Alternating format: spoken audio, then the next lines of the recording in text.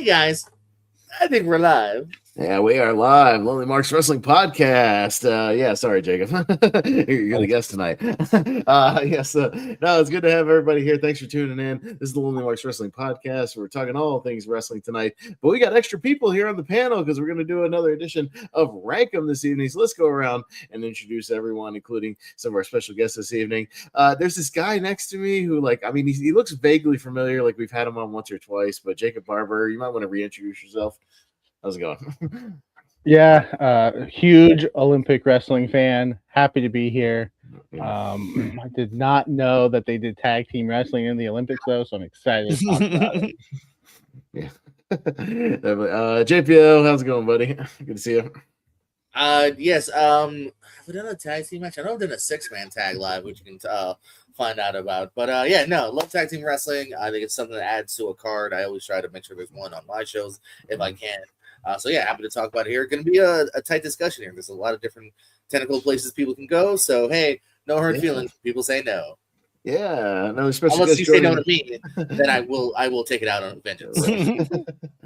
Michael Turner, one of our special guests here tonight for the ranking portion of the evening. Welcome, sir. How are you? Good. I'm a little pissed that I didn't get the call for like the 80s or 90s. I'm not sure. I'm not sure I have a ton to contribute to the 2000s. I feel like there are some obvious names on this list that we'll get to, and that's fine. But yeah, looking forward to hopefully hearing some more obscure names. Sure. I can't wait for Michael to nominate Los Ice Creams. It's going to be great. Hey, you know. There is a Chikara on my list. I will tell you that. Ooh, I like it. All right. We should say that early then. Yeah, get him in early on Rank 'em if you want to try. Shoot your shot. But Richie Goodacre, how's it going, Richie? What's up? Going good. This is a bit laggy. We'll get through it. We'll get through it as a team because it's a tag team wrestling. There we go. Going well. It should be fun. I like doing Rank 'em, even when I'm not actually on the Rank 'em show. I like doing it with you guys. So yeah. Well, you know, we yank it from Malcolm every now and then. It's what we do. We do it with permission. We love you, Malcolm. But yeah, we got to do the Wrestling Center ones over here. So yeah, how it's gonna work? We're gonna get right into this. So stick around if you want to hear the usual kind of wrestling news and fantasy and all that. We will get there. But we want to go ahead and start with Rank 'em tonight so that Michael Turner and Jacob Barber can depart after we're done, so they don't have to kind of sit here while we're doing our usual shenanigans and just kind of wait their turn. So we're gonna go and get this done. And how it's gonna work is how Rank 'em goes. We're going to go around the panel in a circle. And yeah, we're going to be looking for a top 12 here tonight, as Rank 'em usually does. So top 12 tag teams of the 2000s. Any promotion, you know, whatever you want to bounce around and make an argument for, you can certainly do so. But only their accolades from the year 2000 to 2009 will be considered here. So just keep that in mind for anybody you nominate. We're just taking that decade and their accomplishments in said decade. But everybody will get a chance. You can make your case, state who you're nominating for. Then we'll go around the circle. It'll be a yes or a no, you know, for whatever reasons you might say. And obviously, you need at least 3 yeses to get it on the actual list. So once we have a list of 12, then we will go through and physically rank them from 12 to 1 with votes as well. So yeah, that's kind of how it works. You know, I think most of you guys kind of know how this works. Michael, you good? Everybody else has kind of done this before. It's very straightforward. So what we'll do is I will elect to go last. So I will start to my right with Jacob Barber. So one of our guests tonight. So kick us off, man.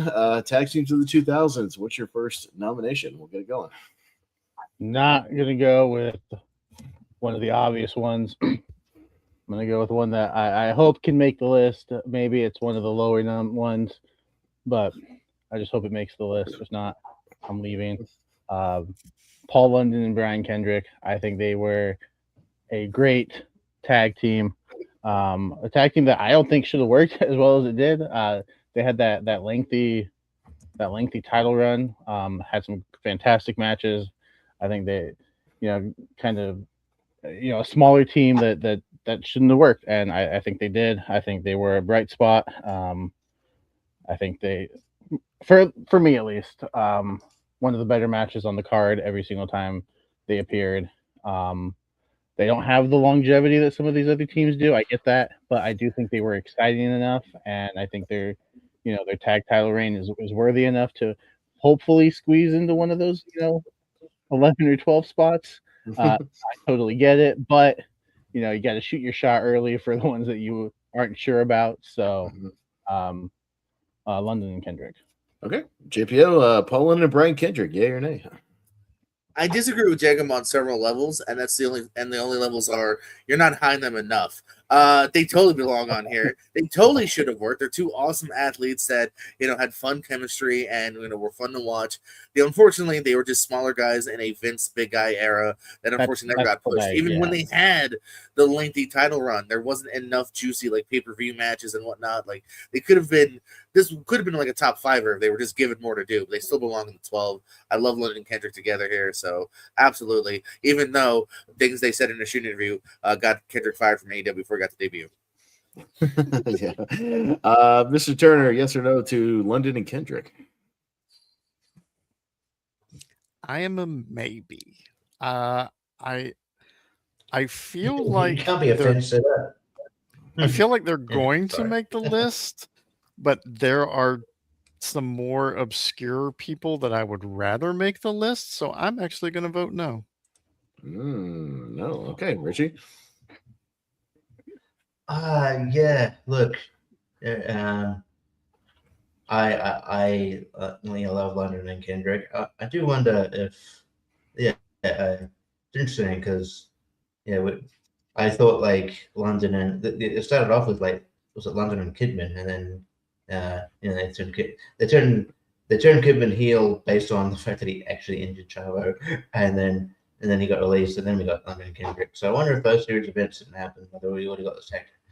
I feel like there's a gap between those two things, by the way. So yeah, but yeah, great tag team. I always remember that the ladder match that they had, the Joey Mercury blood splatter match. Right. But yeah, I would. They were on my list, so I would have said yes.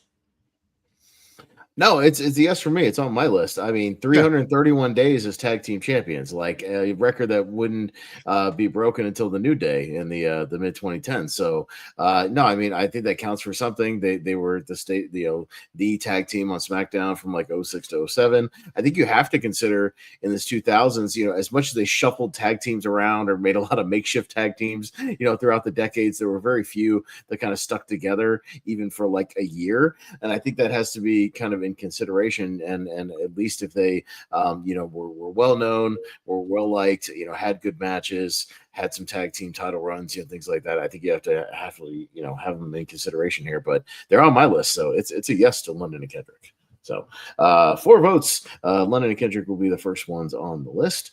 JPO, what's your nomination? What do you got? Parties. Everyone say yes now. Yes. Okay. So anybody want to expand?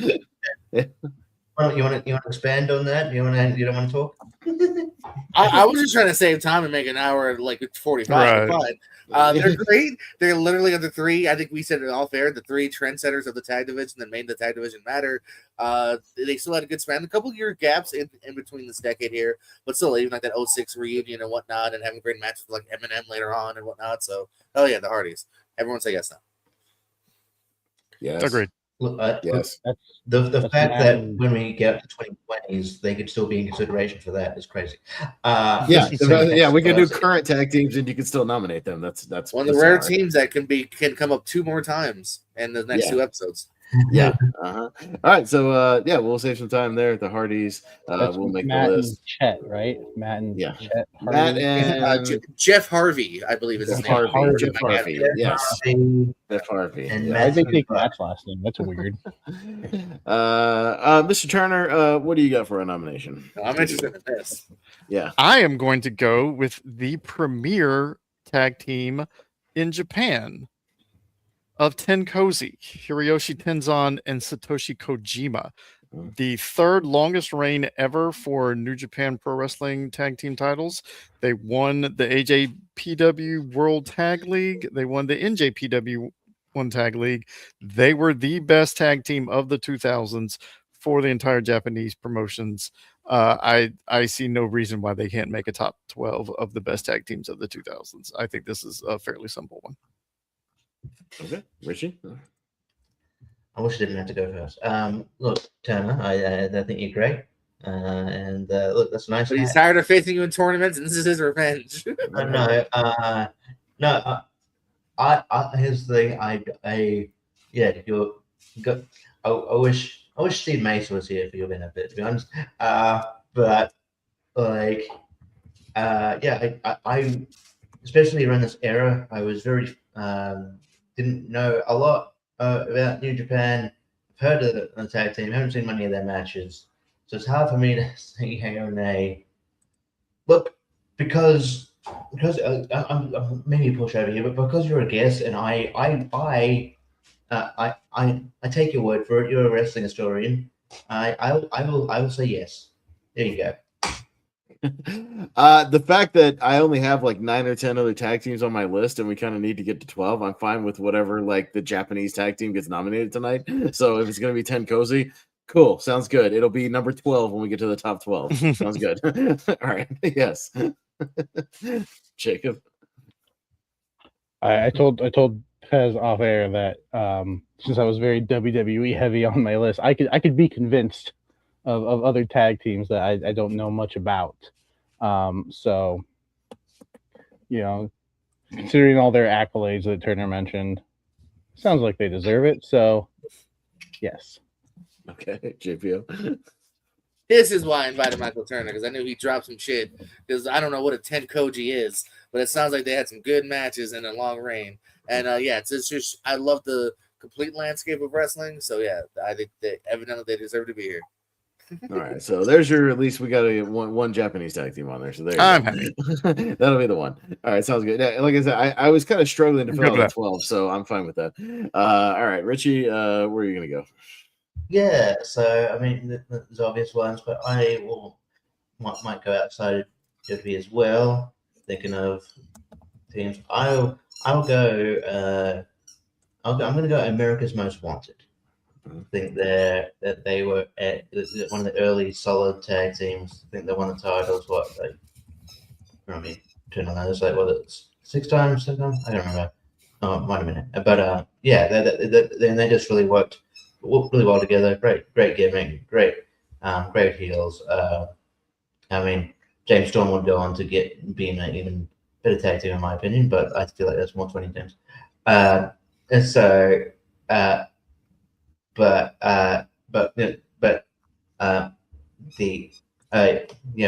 America's Most Wanted. They were the first real like tag team that I paid attention to that I didn't really know about outside, because they weren't really familiar with WWE, when they came in. So and they were really good. Had really good matches.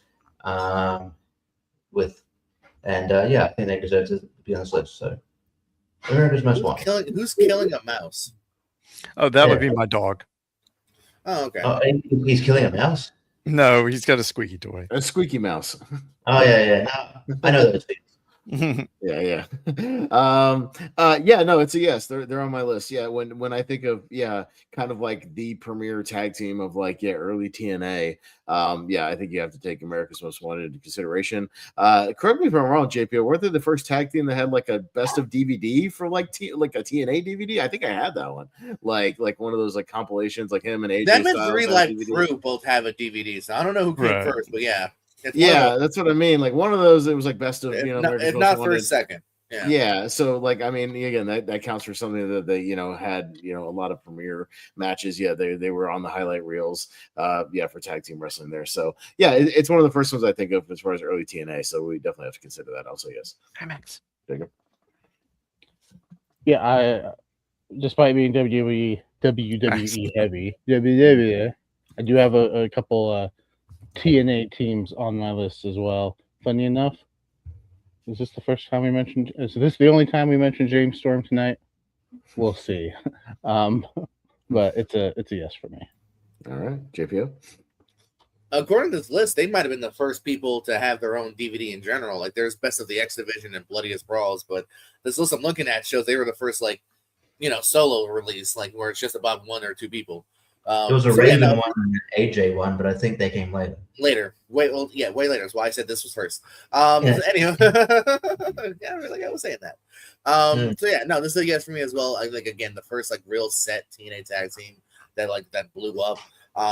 Great matches, cage match with Triple X and whatnot, and still, by the way, going today. They wrestle in Atomic up in Florida, so I believe they're their tag team champions. Okay, Mr. Turner, America's Most Wanted. Yeah, absolutely. I have 4 teams from TNA on my list for consideration, and they are absolutely one of them. So yes. All right, so America's Most Wanted, our first kind of TNA-centric team to make the list here this evening, our 4th team so far. Coming to me, I'll also go outside of WWE, and then we'll probably circle back around to WWE. But yeah, I'm a massive early Ring of Honor fan, so JPO knows where I'm probably going with this. The Briscoes. I think the Briscoes definitely have to make the list here. Mark and Jay, guys who I even got to ref for in the 2000s, and really good dudes, around Florida. But yeah, I mean, they worked literally everywhere in the Indies. You looked everywhere. PWG, CZW, ROH, whatever various independents. Everybody was booking them. They were all over the place. If you were a fan of indie wrestling in the 2000s, you knew the Briscoes. Not only did they have great tag team matches, they were also just great singles wrestlers. Of course, one of the few tag teams that could also have matches against each other that were good. That doesn't always happen with tag teams. Sometimes they don't have the chemistry there. But I think they can definitely do that as well. Yeah. I mean, it's one of the things when I think about it, tag team independent wrestling, the Briscoes just had matches with everybody. So I think they, again, deserve to be. Ironically enough, right at the tail end of this decade that we're talking about was when they had their one and only WWE tryout, in late 2009. And then I think the quote was they were not cosmetically pleasing to the WWE audience, which is just so stupid. They're an amazing tag team. You could have had them, which is so dumb. So the same company that had the Godwins on their payroll. Yeah, you had the hog farmers. You can't have it's just a redneck tag team. So stupid. But anyways, I nominate Jay and Mark Briscoe. Jacob. Cosmetically, they had Kane on their roster, but he wore a mask. Not in 2000. Not at the end of the decade. But I during the 2000s wasn't huge into indie wrestling. I was a WWE TNA guy. I watched TNA from time to time, WWE. But as an adult, as I branched out into more, the Briscoes was absolutely a tag team that I looked into more. So match quality's there for sure. And I think they absolutely deserve to be on the list. Could make it pretty high too. Yeah, maybe. We'll see. JPO. Dude, hell yeah, man. Another big Ring of Honor guy in this decade as well, so they're killing it. They leave for a year, I think, then come back and just start killing it again. They definitely belong on this list here. Another team that can be talked about, definitely in the next episode. Hell yeah. Big fan of the Briscoes. Yeah, Michael, what do you say about the Briscoes? 100%. Easy pick. Easy pick. All right. Make it short and sweet. Richie? Yeah, huge fan of them boys. I didn't watch a lot of them in this era. I'd go back and watch them. So I didn't have access to Ring of Honor, but I would have, if I had watched them live at the time, I'd be an instant fan because they're amazing. So yes. All right. 5 for 5 so far as we've gone around the horn. So Jacob, just like that, we are back around to you. We've got a few of the outliers. Maybe we go with some staples. Maybe we don't. Where are we going? We got the Dudleys next. It's another one where it's I agree. Everybody say yes? Never heard of them. Never. Yeah, Jimmy, Spike and Big Dick. We need specifics here. Team 3D. Well, that's the thing. The Dudley Boys and Team 3D / Team 3D. Both. The first one to, I think, the first team maybe to be super successful in both WWE and TNA. So I mean, that's even a super accolade on its own, and successfully makes the transition. So yeah, pretty unanimous. Yes, around. Yes. Okay, Yeah. All right, great. Sounds good. Dudley boys make the Has list. to be for legacy. Okay, all right. Dudley's make the list. So simple enough there. JP, right back around to you. Starting in 04 and having some match of the years a few years later, and then later on a feud of the year. Steen Jericho. We're sitting with Ring of Honor, El Generico, Kevin Steen, the good old Canadian boys. Well, one's from Mexico, but then he traveled back over to Canada. These two are great. Fun chemistry between these two. This is a tag team on paper. That might sound weird, but it had such great chemistry here. Killed it. Both got signed to WWE within a year of each other. But it's later on anyway. But yeah, Steen Jericho, again, 200 days Ring of Honor tag champs, 2 PWG title runs. Hell yeah, Steen Jericho. Steen Goodacre got signed to. He got signed, and then he went and saved the orphans in Tijuana and passed away. He hung around, and now he's El Grande Americano. Yeah. Yeah, that's a rumor. Don't spread such false rumors. Okay, right. Mike, what do you say about Steen Jericho? Yeah, absolutely. Better opponents, I think, than partners, but certainly, some great matches in ROH and PWG. Like I said, there's at least one more surefire WWF one we're getting here, and then it'll be interesting to figure out the rest of the list. So I see no reason that Steen and Generico shouldn't be a part of this. All right, Richie. Yeah, definitely. Yeah, with great tag team, and just great singles. I think they're destined to either to break out, come together for the rest of their careers. But they're fantastic. So absolutely. It's just one that I kind of neglected just because it just kind of slipped my mind. But yeah, now thinking about it, they hit the ground running. In Ring of Honor in 2007, and PWG as well. I remember again seeing them as CZW just like as singles wrestlers. Becoming a big fan of just both of them individually, and then when they hooked up, I thought they made a really great tag team, and another tag team that had great matches against each other as well when they then broke up and feuded. So it's a yes to Steen Jericho for sure. Jacob. I guess they had great matches. I guess they had, match of the year contenders, whatever. I guess they're really exciting to watch. Fine. They can, they're great. Another one that it didn't make my list because I forgot about them. Another one like the Briscoes, as an adult, went back and watched some older matches. And they're fantastic. So I think they deserve to be on the list. All right. Mr. Turner, we got 5 spots left. What do you got? Okay, so now we get into some that I don't think will be as accommodating. So I'm interested to see how this goes. But I like these. I have 2 that I feel strongly about, and the first I'm going to stay in the realm of the independents. I said I had one Chikara team on here that I really wanted to fight for, but they've been champions in ROH, they've been champions in PWG, they've been champions everywhere they went. I'm talking about Kings Reign Supreme, Chris Hero and Claudio Castagnoli, the Kings of Wrestling. Kings of Wrestling. Okay. All right. Kings of Wrestling. Anything else you want to expand on, or we'll move on to the votes? What do you got? No, I would like literally champions in every single promotion they went to. No, fair enough. Richie, what was about the Kings of Wrestling, Hero and Castagnoli? The way you built it up, I thought it was going to be more tough for me, but I've got a Kings of Wrestling t-shirt. I should have worn it today. And so they were on my list. They're not going to have any trouble for me here. So yes. No, I love the Kings Wrestling. I think when we've had like random tag team drafts here, I think they actually end up going like pretty high, like on some of these tag team drafts because they were just really fun to watch. Really unique. I'm a fan of both those guys individually. I think I started watching them when they started in like CZW because I was a big CZW fan in 2000. So I saw a lot of these guys before they even branched off into Ring of Honor and whatnot. Kings Wrestling are awesome. I have no problem saying yes. Jacob. Not a team that I'm super familiar with. Not a team that I've gone back and checked out because I was very sheltered as a child, and still need to branch out as more So, I don't mind that they're making the list because I do like them separately. I just haven't watched them as a team. So I would have said no just for unfamiliarity, but again, I'm not upset because I've heard nothing but good things about them as a team. Okay, JPO. Muted.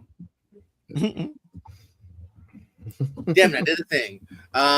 Chris Hasman will forever be one of my heroes. I love me the Swiss Superman. Absolutely, this is one on my list here. So absolutely, Kings of Wrestling deserve to be here. Heck yeah!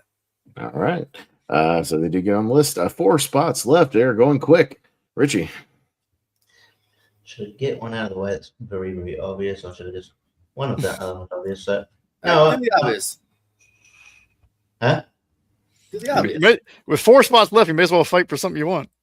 Oh yeah. But I also feel like there's a few that if we don't get them on here, we'll be like, oh shit, we ran out of spots. That's not good. Fine. I'm good with these 8 right now. We'll see. I'll just burn a spot. Edge and Christian next. Yeah. Agreed. Yes, Edge and Christian make the list. Okay, cool. Not as big of a yes as Dudley's and Hardy's, just because I will make the argument that it was just like a year and a half in to the decade, but you can't. I think you can't downplay how good that year. The TLCs, they crammed a lot into that year. That year was very busy, and they crammed a lot. If there were more groundbreaking tag teams that came out in this decade, there might be a conversation to be had. But that's fair. They still deserve to make no, that's exactly what I was saying off air. Yeah, like you know what I mean, like because the match quality, the moments, 5-second pose, the legacy. Definitely equals 100% being on this list. Yeah. Legacy was 2010. Boot him, please. Boot him, no, they were 2009. Yeah, they were 2009. 2009. If you nominate Legacy, you're getting a hard no from me. I was saying that I would have to. I know that I would never. I wouldn't nominate Legacy. Anyone see Brett DiBiase actually took a phone call? Yeah. People were saying like, "What if that was him?" Not Brett. Sorry, Ted. Yeah. He's just talking to himself. No, it's definitely him trolling. Oh, he does have voices in his head. There's no way WWE's that fucking brash and dumb. Is there? All right. I'll go with the tag team that lasted for a decent amount of time in the 2000s. I'm going to go with the world's greatest tag team, Charlie Haas and Shelton Benjamin. I think, I mean, they started out as, Team Angle, under Kurt Angle, developed themselves a tag team, broke off, kind of did their own thing, and became, hell of a tag team. I mean, the classic, both great wrestlers, really established themselves, and then broke off and became singles, but then reunited again back in 06, 07 on Raw. So kind of, again, had another little run just on the other brand. And then another one that you could maybe even make a slight argument for 2010s when they reunited again, Ring of Honor, they having their shenanigans there. But I think in the 2000s they made enough of a splash and enough of a name for themselves that I think they could squeak onto this list. So I'll nominate the world's greatest tag team. Jacob? They were on my list. I think 2 very solid singles wrestlers debuting alongside Angle. The match quality's there. I don't remember how many championships they held, but it was 2 times or 3 times. It wasn't a lot, but usually when they held them, it was for a little while. They would hang on to them for a little bit. They had 2 WWE tag title runs when it was over for 100 days. But back when they were actually defending them, not like today, where people could just hold titles for 100 days and defend it twice. Especially now. We'll get to the tag championship. We'll talk about that. I'm gonna rant about that shit all over again when we get to the news. But JPO, will get back to this, the world's greatest tag team. They're on my list as well. Originally, I had them way higher because I was thinking of the Ring of Honor run, but I forgot that's actually in 10 and above. But still, I think for what they did as Team Angle and then the reunion later on, they're still up on here for me. So Michael. I think I'm fine with that. Like I said, there's one more than I want to see make it, so I'm interested to see how the lower tier kicks out. But I think that's the only thing about them is it's like a 2 to 2.5 year run, and then it's done, like I said, until 2010. So I mean, but we put Edge and Christian on here, Longer than Edge and they were Christian, basically a 2 year run. Technically, so yeah. Yeah. So I get. no, It I'm depends. good. I'm fine with that. Yeah. Okay. Richie. Yeah, another team we sort of got out of like unfortunately just circumstances coming together. So I'm pretty sure like Charlie Haas meant to come in with his brother. Unfortunately, yeah. Russ unfortunately passed away, and then I didn't really realize like these two meld well together, and they're really they're really great. I love their tag team move. I think one of my favorite moves of that era was when they did the off the top rope. Sean Benjamin did the off the top rope off the top of the ladder. I mean to Jiri, I believe. And that really good ladder match judge of the day. So I would say I like them a lot as a tag team. All right, so world's greatest tag team, make the list. Jacob, we're about to back around to you, but only 2 spots left. Can you close it out here with one of them? What you got? I don't know, because I think there's a few choices I think that are worthy. Don't want to go TNA, don't want to go WWE. Listen to your heart. Roxette cannot make the list. I'm gonna go. I'm gonna shoot my shot for Eminem. Nitro and Mercury, I thought worked really well as a tag team. I was just looking up their matches. I forgot that defeated Eddie and Ray to win the titles in Madison Square Garden. I think that was like their first TV match. So obviously saw something in them, and I think a few years. I think they had like a 2 or 3 year run, and I think it was really solid. Lots of really solid matches. They had the entrance, they had the look. I thought they had a really cool gimmick, and I think they made it work. And Melina, that's a plus. What would you like to say about Melina? That's a plus. She does a hell of a split, you know. And so does Santino Marella. Right. That's still one of my favorite like comedic moments. Yeah. JPO, what do you say about Eminem? They were on my short list as far as possibilities, but in the end, I just had other teams squeak them out. Another 2 year run as well. It's 05 to 07, if you don't count OVW, which you can actually technically. But I like them, but I have other teams higher. Okay. So it's like who? Tell me when you did. Yeah. I was actually going to bring it up, Jordan. Their OVW run is actually far superior to their WWE run. I've only seen a little bit of it, At least in terms of personality and what they were able to do with their characters. Within 3 years. Yeah, they are the WWE run is better match wise. I mean, they were still wrestling like 07 maybe? That's when Morrison split off to the Miz. So like 3 years basically. Honestly, Jacob, Eminem was the other one that I really wanted to see on here. So it's a 100% yes from me. Okay, Richie. Bastards. Because I'm tossing it. I'm to and throwing. Because earlier I had to think about it, but there's 2 other ones where I'm like, do they deserve it more than Eminem? One definitely does. But I don't know about that one. But they were memorable in their heyday.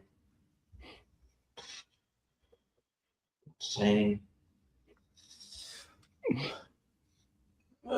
yes. God, that was hard. Damn it. It wouldn't have mattered because I would have said yes because I was debating Jacob between World's Greatest Tag Team and Eminem as to which one I was going to bring up next. So you just brought up the one I didn't bring up. So yes, 100%. I love Eminem. I think they're a really fun tag team to watch. Yeah, I love the look, the entrance. I think they had great matches with just about everybody. Another standout kind of in that mid 2000s range. And again, it's 2 year run is totally fine. There's a lot of tag teams that only lasted a year or two, especially in WWE. So as long as they stood out and made a mark and we're still kind of talking about them or remembering them, now, 20 years later, I think that counts for something. So I'll say yes to Eminem. So Eminem will make the list. All right, one spot left. JPO, can you close it out? What you got? I'm gonna try here. Yeah. I'm gonna try here because I think this team definitely deserves it. I think we need a little more TNA in our lives. I'm going for LAX. I'm going for Homicide and Hernandez. 3 different title reigns in TNA. One of them was over 100 days. The other one was close to 100 days. These two worked really well together. They had great matches. Another one that had like a best of DVD. Like, again, I think we need a little more representation from the other companies. And these two had great matches, fun vignettes backstage, a fun manager at times. Yeah, I think LAX deserves to be on here, man. 187, Homicide. Michael? Stole every single bit of my flavor text. Way to go, JPO. Yeah, I like I said, I had a couple other TNA teams in consideration, like Styles and Daniels, like Beer Money. But of the teams left, I think that LAX is the other best representative of TNA that we could possibly have. It's a yes for me. Okay. Richie? Yeah, because there's another team that that you might have mentioned that Hey, James Storm already has enough love. You can never give love to James Storm. But yeah. Again, he is represented. I will take your point though. He's represented on here, but and yeah, I will. I'll say yes because I do like LAX. For me, JPO, it's a fuck yes. I love LAX. Yeah, Homicide nice. and Hernandez. Homicide and Hernandez ruled as a tag team. I was already a fan of Homicide, probably like you from Ring of Honor and like Absolutely, in the Indies. So I already knew that dude was like super talented. So like when they hooked him up there, they gave him the gimmick. They hooked him up with Conan as kind of their hype man manager, and then like Hernandez always had a great look. I was always a fan of that guy too. It's a good mix too of the cruiserweight and the powerhouse. Yeah. That's what I mean. Yeah, the big guy, and not necessarily like Homicide's a shorter guy, but he's a tough guy. Like you bought it when you know he was still like go toe to toe with people. Yeah, I mean like I got to hang out with those dudes a couple times at random like Florida shows. Like really cool dude. But yeah, like that tag team I just thought was really cool. They had great music too, like in TNA. Love that music. And yeah, like just always had good matches and yeah, good look. So yeah, I mean they were like on my like list of like if somebody like brought them up, yeah, I definitely say yes. So yeah, I'll go with LAX. Jacob? Your vote doesn't matter. At this point, because I get that James Storm is already on the list, but I do just really love Beer Money as a tag team. But I can't argue that LAX is also a really great representative of TNA, especially at this time. So, if it came down to me, like I might have said no, just to try to get Beer Money on the list, but it doesn't. So I'm going to say yes because I think they also, deserve to be on the list. It sucks that there's only like so many spots. Yeah, there's only so many spots. But that's why we'll go around and before we actually rank them, we'll get some honorable mentions for you guys. Anything you had like on your list that you would have kind of brought up had it gone around. Michael, we'll start with you. Yeah, any like kind of honorable mentions kind of on your short list? What do you got? Absolutely. So let's say from Chikara, Team Fist, Gran Akuma, and Icarus. Do not try to look up stats on Team Fist because you will get some interesting websites pop up on your computer. Also, real quick, fun fact here.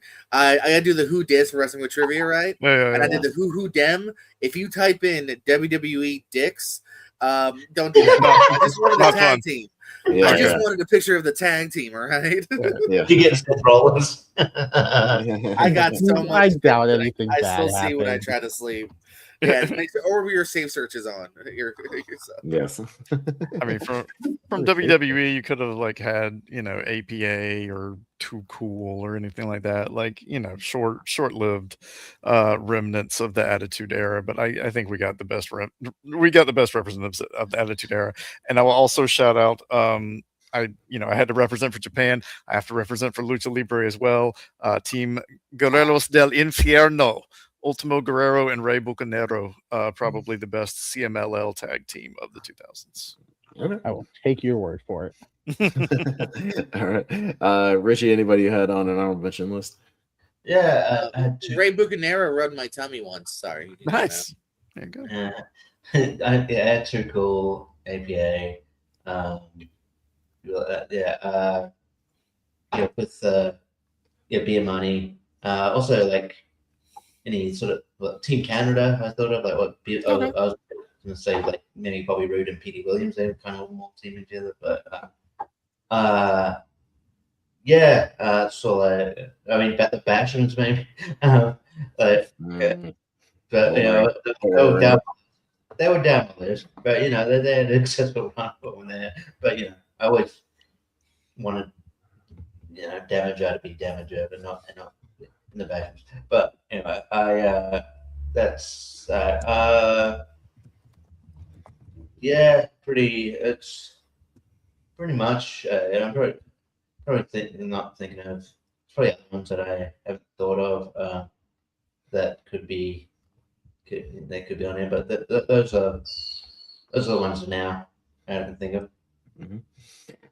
Just a few on my list. As a big indie snob in the 2000s, I almost could have made an argument, but I probably would have got a lot of notes for the Backseat Boys. Trent Acid, Johnny Cashmere, CZW, Jersey All Pro.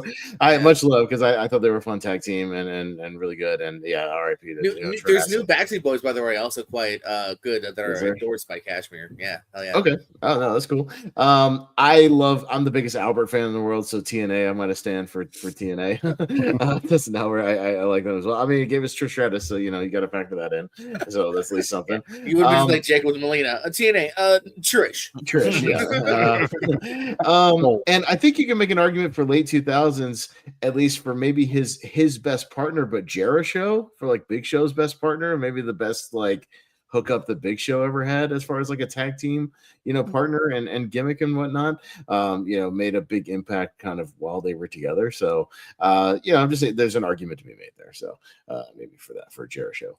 But Jacob, what do you have on your list? Yeah, I agree because I had Jericho on my list as well. I think there's an argument to be made. Well, even though it's short lived, I think enough of an impact. I don't know if I probably would have brought them up if we said no a lot more, but we were very agreeable tonight. I do think the late 2000s run of Shawn Michaels and Triple H was really fun. So I might have brought them up later on. Yeah, and then Los Guerreros, Eddie and Chavo. That's a good one. I thought about bringing them up as well. Yeah. Fair enough. GPO, anything on your LA? Yeah, no, definitely. A few more that were kind of on my mind floating around. I was wrong off air. Motor City Machine Guns totally could have been nominated, by the way. They had a great last few years. I looked it up. They had Japan runs. They just didn't get the TNA titles till later. But they deserve to be on this list. My bad. I also do love Beer Money. So Beer Money was definitely on my mind as well. Morrison also, I thought him and Miz actually had a good run too. And Miz Morrison was fun. Back to Ring of Honor, American Wolves, David Richards and Eddie Edwards had some great stuff. My favorite Eddie Edwards run. And then you know what? Much love to Billy and Chuck. Yeah, they're on my list too. I just forgot. Yeah. Honestly, yeah. I mean, Edge and Hulk Hogan, anyone? Oh God. Really, you could have thrown the Young Bucks in there. They started in 2007, but they didn't do anything except PWG. I think when we get to 2010, there'll be a shoe in for 2010s. Yeah, when we get there, they'll get their love. So just wait. Well, post WrestleMania, some week we'll do another one. We'll hit the 2010s, and you'll get a chance. And we might even see some of these tag teams in the 2010s as well. You could have some repeats here. Your Briscoes, your Hardys, things like that. So there's arguments to be made there. I will say a team I wanted to see them do more matches, and they might have been on my list if they had more matches, is Jamal and Rosie. 3-minute warning? Yeah, I like the 3-minute warning quite a bit. But they were kind of just used to. But they never even won the tag team titles, which sucks. They didn't have like. Didn't Rosie have more matches with the Hurricane? Yeah. Hurricane and Rosie were on the tag team. In a way, you could argue them to be higher on the list. Resistance could have been that. Shout out Booker T and Goldust. Hey, Yeah. If that team had, I thought about them, but if they didn't I get thought short about that. They were lived, fun ass. super fun for the time being. Yeah, yeah. maybe All team right. of the, maybe top 10 of the year of that Yeah. year. Right. All right. So I popped the tag team. Oh, I need to pop in. I did pop in Alex. Yeah, there they are. Okay. So all the teams are in the private chat if you need to refer to them. But what we're gonna do is go around and everybody will give their nominations for number 12, then number 11, so on and so forth. And we'll kind of see what happens here. So again, majority rules. We'll see what happens there. If we have a 5-way, I think we can already clarify what 12 is going to be. I'm good with that. Yeah, I maybe, but we'll see. But Jacob, what is your number 12? I'm not going to write mine down just because I'm going to run this too. So usually I would, but I'm running the stream tonight. But Jacob, what do you got for number 12? I actually have Eminem. Eminem, JPO. What the thing Michael said, 10 cozy. 10 cozy. Okay, Michael. They're actually my 12 too. I Okay. just wanted international representation there. Okay, fair enough. I changed my vote then. Too late. Yeah, due to unfamiliarity, I'll go 10 cozy, but I might look up some of the matches after. Yeah, I gotta go 10 cozy as well. Just it's for unfamiliarity, but I trust you to be on the list. That's totally fine. Oh yeah. No, I'm but happy. yeah, I'm happy they are. I'm happy you're all right, 10 cozy will knock out at number 12. All right, so we'll knock them off the list. JPO, what would you have at number 11 from the list? Now I'm with Eminem. Eminem, okay. Michael? London and Kendrick. London and Kendrick. Richie? Eminem. I think actually Eminem is okay at number 11. I'm fine with that. Jacob? Marshall Mathers. All right, sounds good. So Eminem getting on the list at number 11 with Eminem there. Okay. All right. Into the top 10. Michael, what would you go for number 10? I'm sticking with my guns. London and Kendrick. London and Kendrick. Richie? I'm gonna go World's Greatest Tag Team. Still tricky. I think I'm glad they're on the list, but yeah, I'll go London and Kendrick here. Jacob? I was gonna go Kings of Wrestling just because I'm less familiar with them than the rest of them. Okay. JPO? I will agree with London and Kendrick. London and Kendrick. Okay. You all can suck a fish. My only problem is, unlike these rest of the teams, I don't know if they had like a match of the year or crazy ass awesome feud. They were solid and could have, but they just didn't get pushed right. Mm-hmm. Okay. What was the world's greatest tag teams feud of the matches? Fucking the ladder match, the shit they did with Edge. The ladder match. What ladder match? The Eddie and Tajiri was really dope. Okay, I just wanted to be reminded because I want to go watch it now. Yeah. All right. Over to number 9, and I believe we're on Richie. I'm gonna stick with World's Greatest Tag Team. World's Greatest Tag Team. I'm gonna go with the Kings of Wrestling. Jacob? Kings of Wrestling. JPO? I'm gonna leave it up to Michael, World's Greatest Tag Team. Okay. It's World's Greatest Tag Team. World's Greatest Tag Team. Okay. Obviously not, because they're numbered. Yeah. 9. I mean, top 10. All right. They made the top 10. Can't be the world's greatest if you're not number one. You can't, it's not really intimidating. The World's 9th best tag team. That's catchy. It's not really World's 9th greatest tag team. We're the 9th greatest tag team. Yeah. Of the 2000s. 2000s, yes. Yeah, right. All right, going to number 8 here on me. I'm gonna stick with Kings of Wrestling. Jacob? Kings of Wrestling. Okay, JPO? I'm gonna say America's Most Wanted. America's Most Wanted. Michael? I'm going to be super controversial. Edge and Christian. Ooh, Richie? I'm gonna go America's Most Wanted. Oh, okay. So we have a tie, but the person who didn't vote for either one of them gets to break the tie. So, Michael, it's either going to be Kings of Wrestling or America's Most Wanted. As much as I love them, America's Most Wanted is better than Kings of Wrestling in terms of legacy. Okay, so Kings of Wrestling. All right, makes. You're supposed to be my indie buddy. You son of a bitch. Kings of Wrestling. Okay. All right. So. Kings of I would have Wrestling said yes to Team Fist. Jacob, let's go to number 7. What do you got? I'll go America's Most Wanted here. Okay. JPO? I do love root beer, so AMW. AMW. Michael? Oh, I get it. I'm still voting for Edge and Christian. Edge and Christian, Richie. I'm Australian, so I'm like, what the fuck are you talking? Okay, it's sort of Brandon. Yeah. But yeah, America's Most Wanted. Yeah, I think Not- America's Most Wanted at number 7 sounds about right. So What kind of root beer do you have in Australia? I don't even know if you have a lot of root beer in Australia. Really? Oh, man, all right. I don't know. Just drink regular beer. Barks. It's the one with bite. Well, I don't know. Was he drinking regular beer at 10? Like, we all have root beer at some point. Like, Yeah. actually, I still drink more root beer than normal beer. Like, I like root beer. All right, so we're at number 6 now. I believe we're on JPO. Yeah. Oh, give me a hot second. Just to remind everybody what's still on the list, because we haven't updated in a while.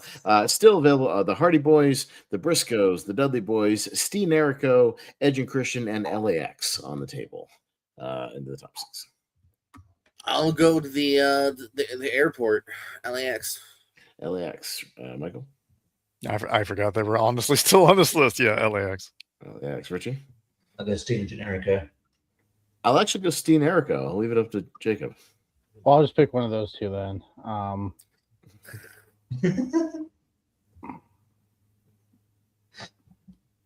have to go with the one I'm less familiar with. I'll go Steve Erico. Okay. Fair enough. All right. Steve and Generico. All right, Steve Generico at number 6.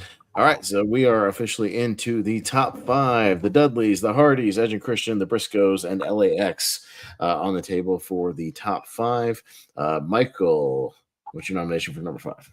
LAX. LAX. Richie. Briscoes. Edge and Christian. Jacob.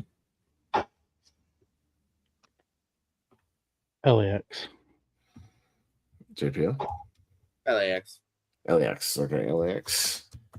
All right, at number 5. All right, there you go.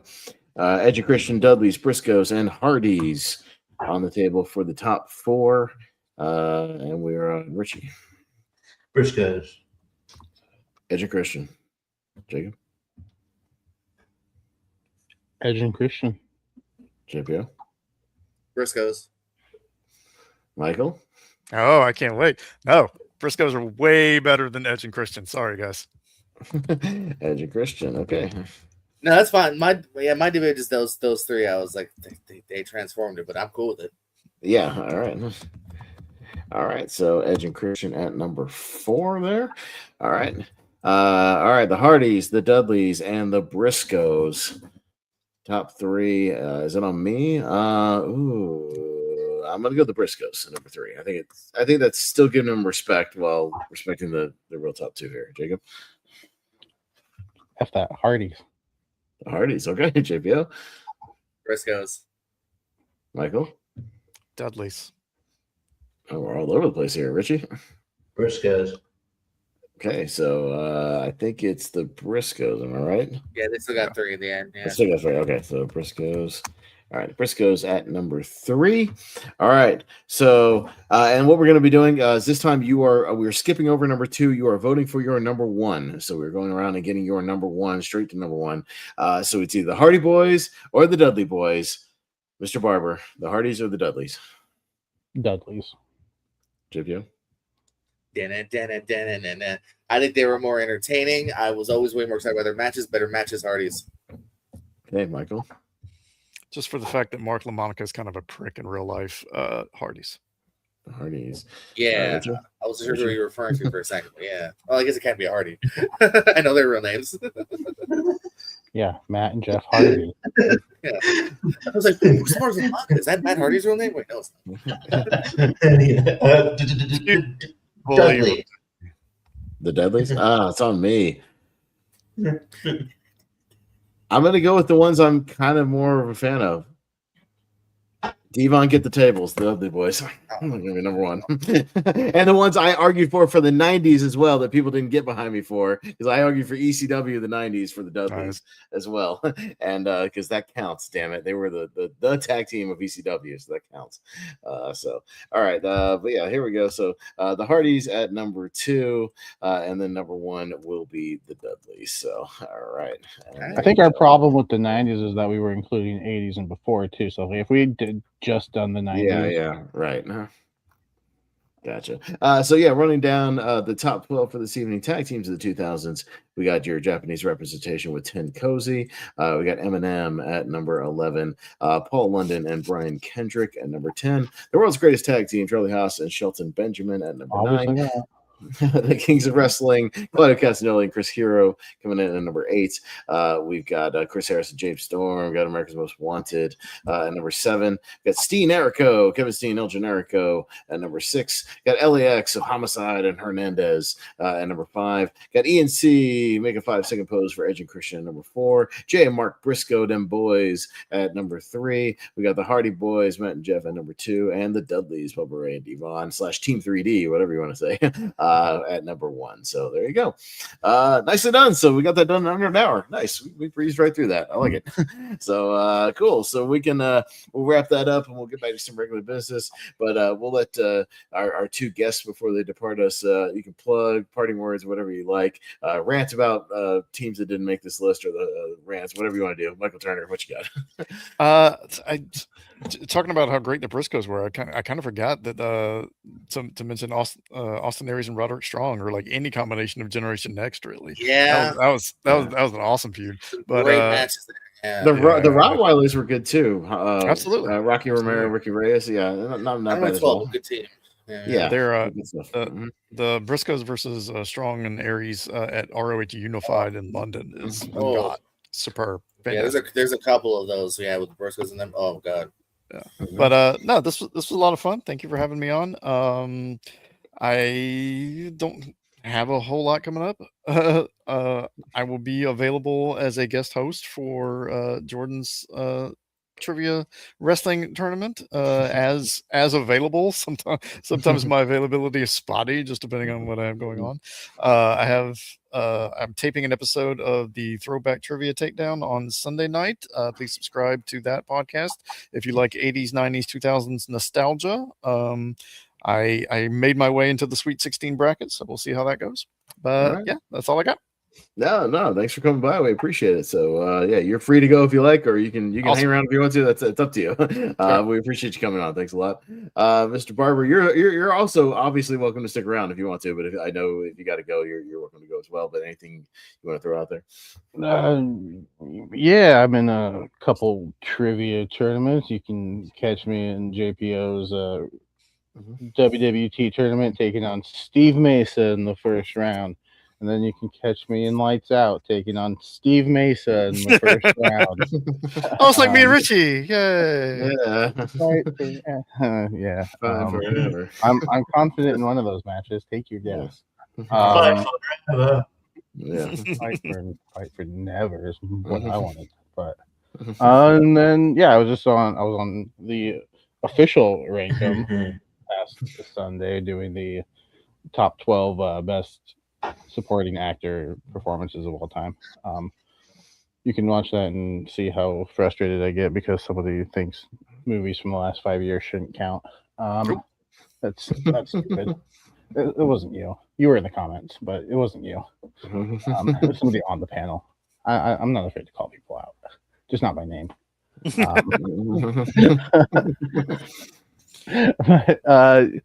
And then I'm gonna try to start posting some more comedy clips. So if you think I'm funny, tell me because I need to hear that. But no, thanks for having me back. Always enjoy being here, even though this is the first time I've been here since the beginning of the year. Well, again, maybe we'll get you back on when we jump into the 2010s, because we'll keep going, like, kind of at some point after WrestleMania we'll jump back into this and we'll do the 2010s. So maybe we'll jump in. That might be some more of your bread and butter right there. So we'll do that. So all right, we'll get back to some regular business. We're gonna get into kind of some fantasy scores, some news. So thanks guys for joining us. Appreciate it. Thanks, Michael. Appreciate you, Michael. Thank you guys. You kind of sort of a little bit. Hey, JPO, one more thing. One more thing, you son of a bitch. What a dick. What a troll. All right, so let's get back to some regular Only Marks business. So we got the ranking out of the way. So now we'll hit some fantasy and some news, and we'll kind of do the show backwards tonight, but it's all right. We'll catch up on everything. So just a quick fantasy update for the week. Just Raw and SmackDown this week going down. So actually, it's pretty decent point swings. Richie picked up 30 points on the week. JPO, you had a hell of a Raw, 85 points for Raw, because you had both Penta and Dom once again in that main event IC title match. So that's good points there. You were eating good for that main event, and then 15 points on SmackDown. So 85 points total for your week. I only had I think 25 points or so on the week, or no, I'm sorry, 20 points on the week. And then Ronda had an excellent SmackDown. She had no points on Raw, but 75 points just off of SmackDown. So a good run there, because she had her women's tag team title. They had a match, but it was a no contest.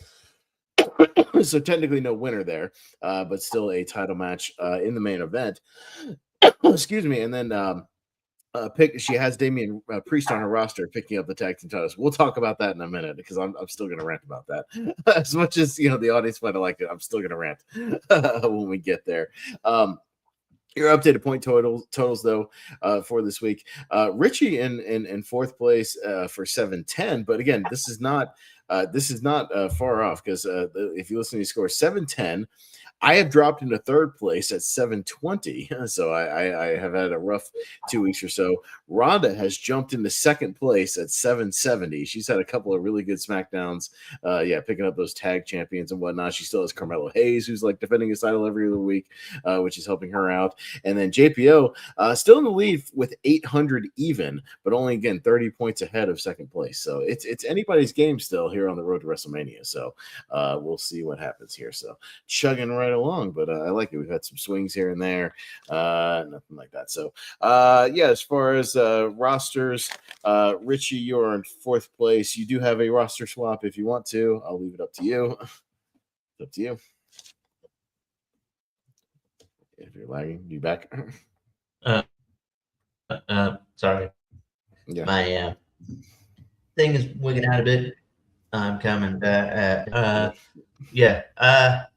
I think I'm all good for the time being. So I'll stay put for now. Okay. I don't have any roster swaps, so nothing for me. Rhonda also doesn't have any, as she dropped one last week. JPO, you still have 3 in the chamber, but you're still sitting pretty in first place. So I don't imagine you're going to swap anything, but if you like to, feel free. Not this week. Okay, sounds good. I think you're one of the few that hasn't hit the booking or the injury bug yet on your roster. So you've lucked out there as far as nobody's retired or gotten hurt on your roster. So you managed to kind of avoid that for the time being. So nicely done there. All right, we'll jump into the actual news. Yeah, I alluded to it, but I got a quick rant real quick. So yes, we do have new SmackDown tag team SmackDown tag team champions, Damian Priest and R-Truth. Look, I talked about how they won the that number one contender match out of nowhere, this makeshift tag team. It certainly seemed like Damian Priest didn't know he was going to win, or R-Truth was going to pick up the win, then he was going to become a champion based on his reaction. I know it was a fun moment for the crowd, but God fucking damn it, you have all these tag teams on your damn roster, and we can't establish tag teams, and we're putting makeshift random ass tag teams in there, winning your tag titles when you, even on the show this week, I believe, JP, this might have been one of you. We did have a Motor City Machine Gun sighting on SmackDown this week. They had a match Yeah. with Fraxium, so that was actually something. Them and Yeah. Fraxium actually had a match, so that was something. I was like, oh On hey, TV, can you believe it? I know. you finally got a points for having him on TV. I finally got Fraxium on TV. Finally getting a couple of points there. I don't know. Are you in the same vein of me? Are you happy for him? I'm open to other opinions, but to me, I'm just frustrated because we have these like established tag teams and we're making makeshift tag teams with the titles. Yeah. Just No. The answer is no. I mean, I'm almost like, because the division's been so weird, I'm not almost like next level upset, because I'm just like, the division already is kind of lackluster to begin with. Not on talent, because again, like, I love Fraxium, I love MCMG. You know, if you booked right the White Six and the Tongans and fucking Los Garzas, and you got all these NXT teams that could still be called up. They did a gauntlet, I think, a couple weeks ago, where I was like, look, there's like 6 teams already right there. Instead, we give it to R-Truth, who's barely even wrestled since his return. They dropped the ball on.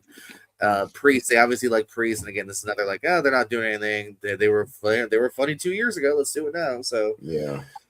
And it's more for Mania, so they're going to get the Mania spot if there is a spot for those titles now, which is also kind of unfair to the teams that like bust their ass all year long. Yeah, I know. Richie, any thoughts on the tag team title match? Am I wrong, or are you with me? Or you have opposite opinion? Please feel free. Anytime your internet wants to catch up. Yeah, I'm not a big, obviously. Oh, okay, yeah. All right. Not a fan of this at all, really. It just feels like it's just done for like almost, I don't know, shock value to be like, hey, let's just create a makeshift tag team at like the last minute, shock value. I feel like, I don't know, maybe we'll get to another story. I don't know if they lost a tag, if MFT lost tag titles due to the actions of one other person, which you got fined for, but I don't know. Hopefully WWE's not that petty anymore, but you never know. But I think they probably just wanted to, maybe wanted to change for Mania.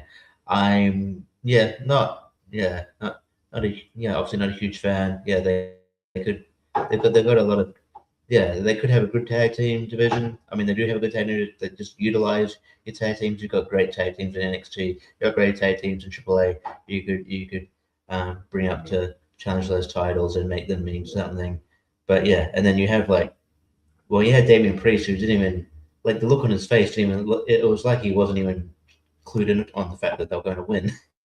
He looked genuinely surprised. So so it's like, I don't know, man. I want, like, I don't know what, like, you got one company in AEW who, like, maybe you can make an argument, although I wouldn't necessarily agree, but you can make an argument maybe they get too bogged down in tag team matches, and you got the other company who clearly doesn't like tag wrestling. I thought it was just a Vince thing, but obviously not.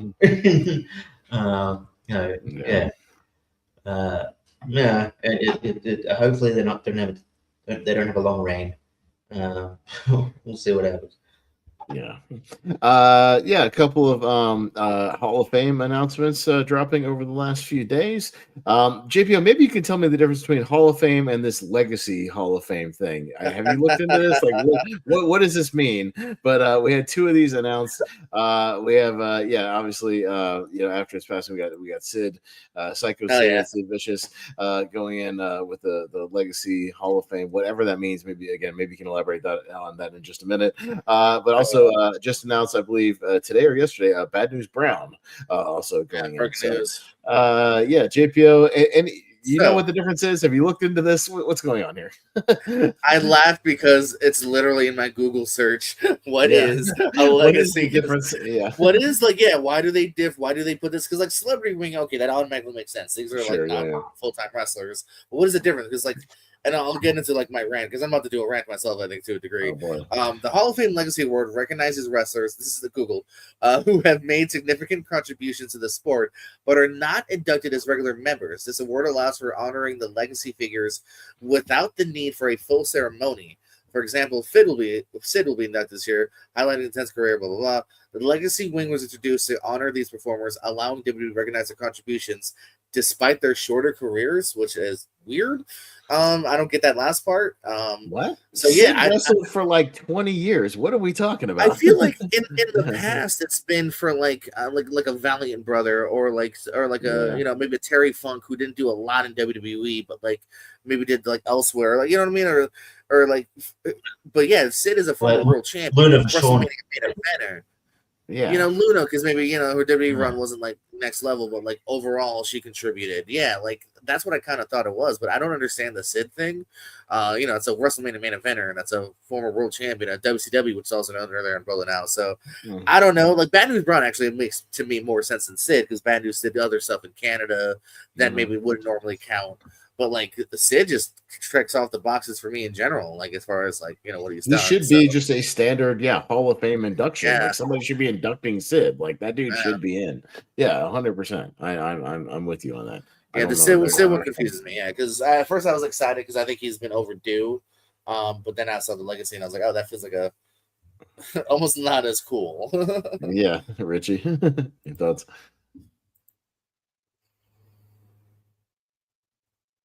Richie, any thoughts? Richie? Or to Richie's internet. Richie's internet? No. Yeah. All right. I'm here. This computer. I hate this computer so much. Yeah, hello. But yeah, I don't.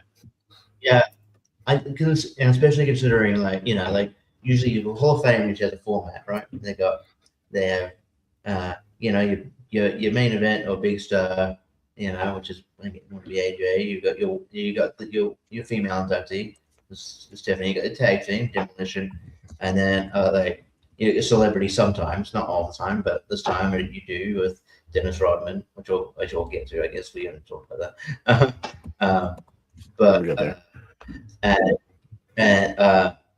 And then they always usually induct someone who's passed, who's no longer with us.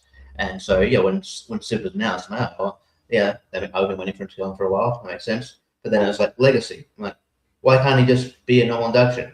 Was it just because like it was not as no one available to represent him to do a speech? Why is he? It's not as big. You make it not as big news. Then it's just a legacy thing. Like, is he going to be acknowledged at the ceremony? Because that's kind of bullshit. Like, I don't know, man. And then like because they announced some legacy people like ahead of time. Like they've announced Sid and Betty's Brown, but like there's been times where it's like at the ceremony they've been like, here's the legacy inductees, and then it's like a whole bunch of them, like, but you don't know them. But so there's been times where I do wonder if at Mania, like, will there be like when they usually do like the whole like here's the winners, like, will there be one for Sid, or is he not even be mentioned at Mania, kind of thing? Yeah. Is someone going to be representing him, or is someone going to be representing him to do a speech? I don't know. I don't know. I guess. Yeah, I don't know. There's and is he the like would he be part of the ceremony? Would he if so, is he the last sort of inductee, or are they gonna do another match thing again? I don't know. I kind of hope not. I don't like that idea, but whatever. Just to get people on the fucking show. So I think the legacy thing is silly. It's just I understand and honoring wrestlers of the past that maybe not have a Hall of Fame WWE career, but like I don't know, but Sid is one that is deserving of a Hall of Fame. So we did have one other Hall of Fame induction into, I guess, the celebrity wing. Dennis Rodman, NBA star, and yes, NWO member. This is one where like it popped up, and I went like, you know what? I think I'm cool with this one. He actually made more than like one appearance. He was he wrestled a couple of times. He was a big star at the time in like 97 or so, and it was kind of a big deal when they brought him in, and him and like Karl Malone and whatnot. Like that was kind of a big deal in WCW. AEW, and he at least contributed and was still memorable. It's stuff that they still play, and go back and highlight, during the Monday Night Wars. But JPO, am I off? Do you agree? Disagree? Well, no, again, like to me, I always look at literally where is the bar, and the bar is relatively low. Drew Carey's in it, and Drew Carey literally his legacy is Royal Rumbles doesn't win. The end. Right. So for Rodman, like on TV several weeks, not even months, 3 pay-per-view matches, 3, Right. and then I actually did a tour of Australia a few years later with Mr. Perfect, which I saw because I remember it was a $1 DVD at Walmart, and I was like, "What the fuck is this?" And I saw that entire show. So yeah, no, Robin definitely takes the box. I also did a couple of random TNAs a few years ago as well, appearance-wise anyway. So for a celebrity, like had a figure and an action figure, 2 action figures at least. Actually, now that I think about it, from WCW. So yeah, no, I mean, as for celebrities, this totally checks that multiple matches, moments. Why not?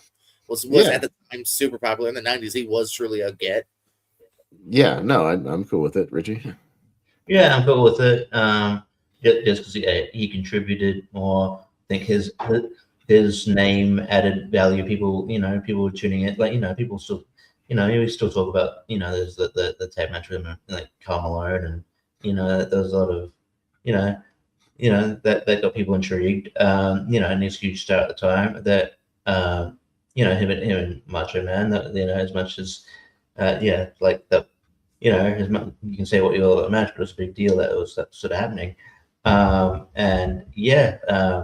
believe that maybe the show JP is referencing with Mr. Perfect. So I'll show you. Is it World Wrestling All Stars or something? WWE? No, not at all. Not at all. It's even before that in the year 2000. It's IGW. Okay. Yeah, no. Okay, fair enough. But I remember. Weren't you there?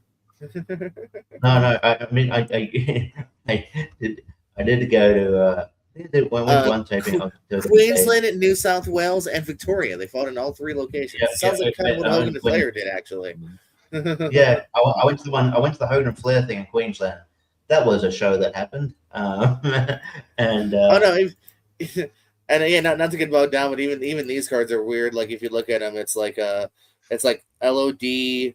LOD versus Public Enemy, that's a match. Barbarian versus Brutus Beefcake, and One Man Gang versus Tatanka. Like again, it's like here's people that were popular 10 years ago. It's a very I don't know. I'd probably still watch, but yeah, it couldn't be as bad as the Hulkamania Run Wild tour or whatever they went to. That was interesting. I think I'm pretty sure it was still like I think it's Hogan's last match. Honestly. Hogan's last match is at TNA. It's a tag match. That's right. Not televised, but they finally did release the footage. When you say match, it's very much he gets tagged in, does like 2 or 3 things, and the match ends. But bell ring counts. That will be Hogan's last match. Mm-hmm. But I mean, and it's getting track. In regards to like if Drew Carey, like at least like at the end of the day, as well, I know. I don't know if you watch as much these days, but I know Dennis Rodman's a wrestling fan. I can't say the same thing for a lot of some of the celebrities they've brought into wrestling. Sometimes I feel like sometimes you can tell people are just doing it for a paycheck or whatever. Dennis Rodman is out of his mind still. That dude, I think, did too many drugs. I don't know. Last time I saw him on TV, he was not. He was not constant. And he was one of the few guys. When he went on like that remember that Eric Andre show where he brought on Eric Andre, and Eric Andre always does like the weird shit to like crazy. He out crazied Eric Andre on the show by just being himself. Like it's where Eric Andre like had to even like break off the script. He wasn't even trying to do the scripted shit because Dennis Rodman was just so fucking out of his mind that like nothing you did would phase him. So like he was just like in all of his wackiness anyways, and just didn't even do any sticks with him. Eric Andre's still doing that. I watched his podcast last night. It's not as bad as his Cartoon Network show. But still, Pauly Shore did walk off 10 minutes in. Because he will just be like, "What's that? Is that a dominatrix? She wants to spank you." Hey, look, my doctor's naked. Like he still does stupid shit like that. I guess, and also Dennis Rodman's weirdly friends with like Kim Jong. He was friends with Kim Jong Un and he's friends with Kim Jong Il, which is an interesting thing. But wait, who is? Oh, Rodman. Then Rodman got brought over to North Korea to do like a basketball showcase. Yeah, I don't know if I guess you could say friends, but also it was just one of those crazy like no offense, Richie, all three of us would go hang out with him if we were off the money Rodman was offered. Like he was paid well to go hang out with King John. Yeah. I'll play b-ball with you, King. I will say, I'd be interesting. His speech is going to be fun. I don't know how it's going to go. But his speech will be interesting. Well, I'm looking forward to that at least. And yeah, I think he's deserving because he's at least a wrestling fan. Some of these, Hopefully, David Arquette gets it next year. I'm waiting for that. Arquette did make a quick return to wrestling this year. He wasn't a random rumble.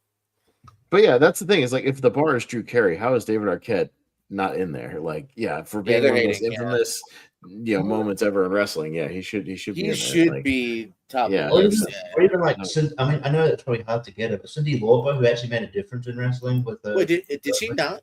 She's still not in. No. I guess because she was at that random Raw like 10, 20 years ago, 10, 15 years ago. So I thought maybe she was. Because I feel like she's not hard to get. What the fuck is she doing? No offense to Cyndi Lauper. I don't think she's that busy. I just figured that she might be hard to get because she's not in it yet. Like, how the fuck? But she actually made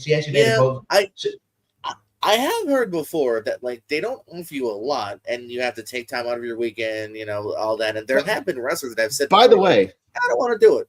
would not be hard to get Cyndi Lauper. She has a residency in Vegas, and they're in Las Vegas for fucking WrestleMania. She could just ride over there in a goddamn limousine and do this it. Year would be here. This year last year would have been the year. This would be the thing. Yeah, she's already there doing a residency. I literally like the first thing when you Google her, it says events, and it's like Las Vegas. She's at Caesar's Palace at a residency. So like, not hard to get.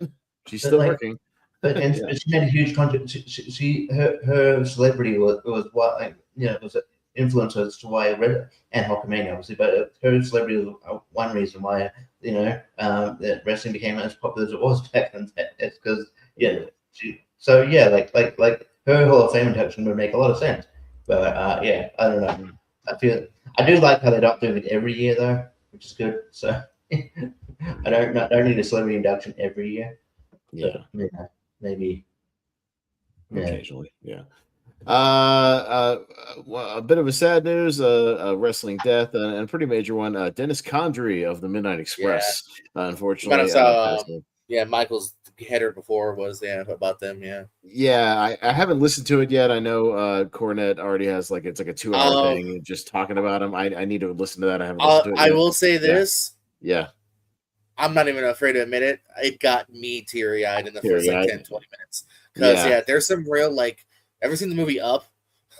Yeah. the first 10 minutes. There's some real up shit of his wife was supposed to retire in 10 days and this the worst timing and oh man, and Cornette's fucking breaking down and dude, if you have a heart, it will get you. Even if you hate Cornette, oh fuck, he was your friend. And I love Cornette, and you know me, I've always advocated for the Midnight Express. Even if someone didn't, I can't feel that wouldn't fucking that'll hit you. So be ready if you listen to it. I purposely was I need to listen to Kill Tony or something and went off of it for a minute.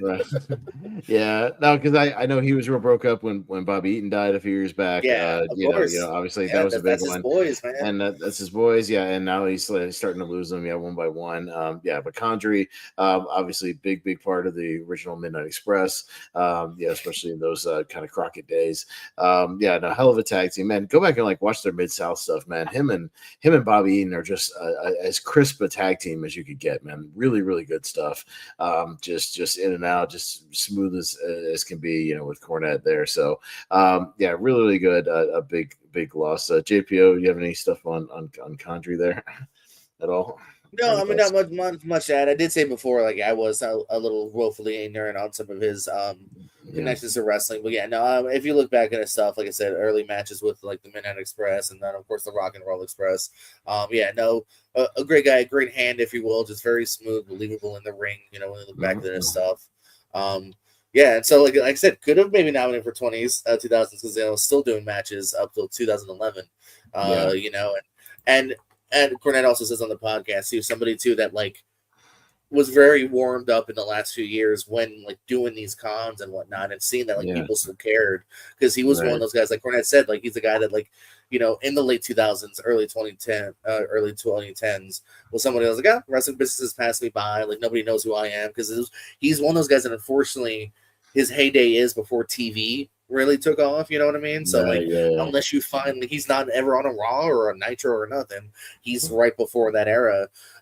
So it's kind of like he unfortunately didn't get that, what would have been that bump if he had been like around 10 years later even. So but people still love and respect him, and RIP, and much love to his friends and family. Yeah, and that's one of those things. Yeah, I think he would have been surprised. Yeah, and like you said, go to these like Legends cons. Like, there's plenty of old school wrestling fans that would know who he is and would be very happy to like meet him. You know, get an autograph and like hear some stories. You know, things like that. So, it's unfortunate. There are still old school wrestling fans out there that seek that stuff out. But yeah, if you want to see his kind of core stuff, Mid-South Wrestling. You know, it was him and Bobby all throughout the Mid-South run, and then the early WCW stuff, the 86, 87, things like that, before it became Bobby Eaton, Stan Lane after that. So, which I like Bobby Eaton, Stan Lane quite a bit. Oh, like, it's kind of my go-to there. But Condrey, but the original Midnight Express is definitely those two. But Richie, any thoughts on Condrey there? Yeah, I've seen a couple of Midnight Express stuff, and Dennis Condrey, it's just I've seen a few matches like on YouTube here and there, and he's really good. Unfortunately, because it's like, for really good wrestler, don't have don't have a lot to go off, but like he was really good, and I feel like sucks because obviously one of the main tag teams we keep talking about who should be in Hall of Fame is Midnight Express. It's just I know, but like hopefully they still get inducted. But it would have been nice if like Dennis Condrey was there to actually give a speech. But it would it was really good. It's just I heard that like I think did he have some like falls. I think Cornette said he broke his neck or something, and then he had a bad fall that like broke bones in his neck and his back, just like a really bad fall that like messed him up really, really bad, and then he succumbed to his injuries. Yeah, that's pretty rough. Really rough. So it's always sad in the situation. I think I tried to listen to the Cornette thing and stuff, but I'm like, I will eventually. I don't know if I'm in the right mood for it. Yeah, the right prepared for that. So, but no, RIP. But it's one of those RIP things. Dennis Condrey.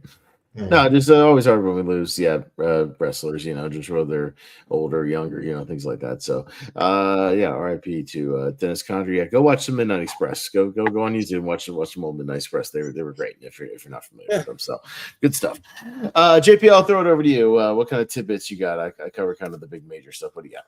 All right, I got a few things here to talk about tonight.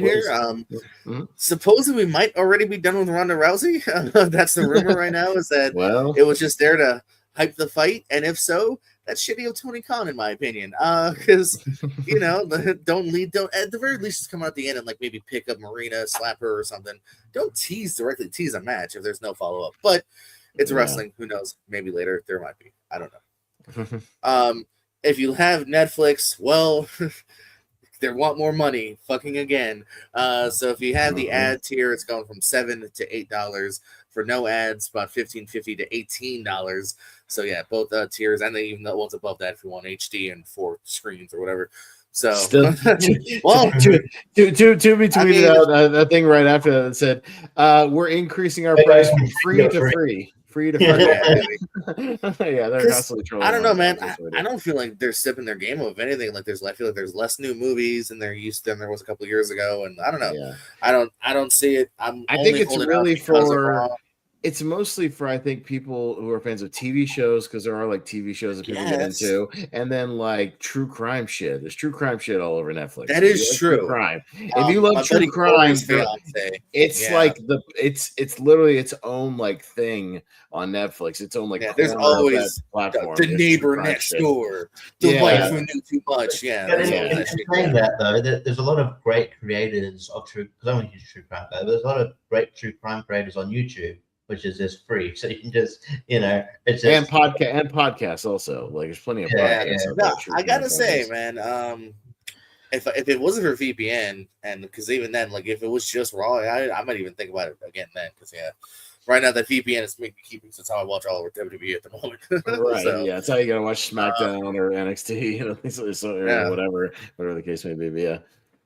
For sure. filming has wrapped up for Jumanji 3 or 4, depending on how you want to look at it. With The Rock, it sounds like the whole crew's back, including like the kids and of course Jack Black and everyone. So look for that December 11th. The Rock's new Jumanji movie coming out. Aren't they like smashed either in between or right after the Doomsday thing, the Avengers and like Dune thing too? So they're kind of I guess because Same that's month? also December, right? So yeah, you're right Yeah. there. Yeah, so that's gonna be a busy month It's a- for like it's a big weird movies. month. Yeah. I'm Yeah. surprised that the Doomsday and Jumanji crowd's got to be pretty similar. I don't know if they're going to make as much money as they could have if they just put it. Dune maybe is a slightly different crowd. Well, not Yeah. even then. I'm surprised Dune and Doomsday Yeah. crowd probably also overlap. I would a lot, think actually. Jumanji, you want to get it out in like November, maybe get ahead of that, like a Just a little little bit bit. or something. Yeah, just a little, but yeah. Maybe more of a Thanksgiving than a Christmas release. Yeah, Yeah, maybe. that is it. That is 3 big ass movies, and who knows what else is happening that month too. Yeah. Speaking of The Rock, anybody see that Moana trailer and that fucking wig they got him on? Oh, that's right. God, That did Jesus. drop. Yeah. Yeah. That silly, that stupid wig. He's also like, because he's like, it's weird. He's like not like as buff as he used to be. He's a bit too skinny for the fucking Rock. Anyway, it's And his new head doesn't match that fake body. Hold on, I'll give you a visual aid here in just a second. Yeah, for yeah. anybody Well, yeah, who hasn't Rock. seen Hey, it looks like an SNL sketch. Yeah, it looks like, well, somebody said in the comments, it looks like one of those AI fake trailers you see on YouTube sometimes. Right, like this is like, The Rock's head. Titanic pasted on 2, with like AI Yeah. bullshit. Yeah, like, oh man, oof. right, like that head doesn't really match it. And like he The head also doesn't match his body body. either. He looks older. His head looks older too. Yeah, Because he's older. Because he is. Yeah. But yeah, it's very obvious. You Yeah. can tell it's bald in that photo. Yeah. I won't see this in theaters, but as a Rock completionist, shit, I gotta watch it. Damn it. Disney Plus, baby, about 3 or 4 months later. Yeah, There you go. I will Yeah. wait. I will watch it on the Disney. Yeah. Wonder Man, really dope. Just watch that anyway. Okay. The Butcher from Blade and the Butcher was interviewed. That's another wrestler who has been under contract, and it hasn't been on TV since February of last year. So he's another one that's just waiting. Him and the Blade, just waiting. Right, Oh, really? and That's then funny. this is the I Christmas literally Day. just read the December 11th. But here's the thing: that's actually worse. I mean, isn't that closer to Doomsday, or is that on Doomsday now? No, that's further away from it actually. So that might be better. I that might actually be Okay. because I think So now they're trying to early get December. that whole Yeah, family crowd. Okay, that might be better. I guess. Yeah, that Christmas Day, like kind of when the family goes out, to the movies, that sort Well, of thing. thank you, Brian Noose. So Doomsday, as of right now, is scheduled for December 18th. And again, I think Ooh, the that's same not that much day, same day this Doomsday thing is December 18th. Now, something did move away from the 11th, so they're wondering if somebody's going to break and like come out a week earlier on the 11th because there was something that got moved from that earlier slot. Star Wars, isn't there a Mandalorian movie supposed to be coming out around that time? It's in the summer. That has nothing to do with this. Okay. Yeah, Mandalorian is the summer. No. What they're saying though is it's probably not going to be Dune if anybody moves because Dune already has like a 3-week IMAX deal like locked in. Like they're not going to break from that. So there's they've got the premium format thing already locked. Like they struck that deal like a year ago. So if anybody moved, it would be Avengers to move up a week to get like at least a 1-week premium IMAX like slot, something like that, before Dune gets it. Because otherwise they're going to come out and you're not going to be able to see it in the big screen formats, Avengers that is. So it's interesting to see this game of chicken if it lasts all year or if somebody breaks. We'll see. Yeah, all you think you'd want to sooner than later figure out those dates. So Yeah. people can have it locked in. Yeah. Yeah. But anyways. So side tangent yeah, for movie talk here No, on absolutely. on Multi Marks, but yeah, that's what we do. yeah. So Butcher's somebody that's also been sitting out for the past year. Speaking of Netflix, too, by the way, Kill Tony this year will be filmed. The wrestling one, WrestleMania Kill Tony, being filmed on Saturday the 18th, and will air the same night as Raw, the Mania after Raw on the 20th. So that'll be interesting. I heard there's a couple wrestlers who were really vulgar on that last year. So and Kill Tony is very R-rated. So Well, yeah, honestly, like because I know they did Tony tried to do like a roast thing. It didn't. It had to cancel, but they didn't sell it. So like it didn't sell well, but like it wasn't Kill Tony, so that's why it'll be a bit different. I don't think it didn't sell that bad either, though. It just didn't like max out the place. Yeah, but either way, they had to cancel it. Speaking of maxing out the place, did you hear they actually sold out that bus thing you talked about for Cody Rhodes? It's sold out. God. Yeah. So people shelled out the money. They shelled out the money. Somebody's out there that has it. To go on his bus and look at his kitchen setup, I guess, or whatever. This is where I lay down. Here's my microwave. Yeah. Ask me 2 questions and get the fuck out. Get out of here. I got shit to do. Yeah, go ahead. The current AEW Women's Champion Thekla is going nowhere. She just recently signed a new multi-year deal. So, barring anything crazy happening, Thekla will be around for a while. Yeah. But when some things continue, some things end. The fuck? Anyone else hear that? AEW Unrestricted podcast, originally hosted by Tony Schiavone and Aubrey, later on hosted by Aubrey and got his name. But another guy that's backstage, that is ending after 316, what? And 6 years. So yeah, Unrestricted podcast ending. Damn. Hey, AEW, the RJ City ended. I don't know why. It's not like other people aren't going to sign with the company. They're always signing new people. Like, you can always do a podcast. So she did say that podcasts aren't ending for AEW. That just this one will end, but I don't understand why. Just fucking get a different host or a different guest. I don't know. But anyway, so here's a fun match that's coming up on the Independents here, actually. MJF versus Nick Nemeth. Former Dolph Ziggler will be happening in New York. Creative Pro. Brian Myers, former Kurt Hawkins company. Hawkins is the trainer of MJF, so...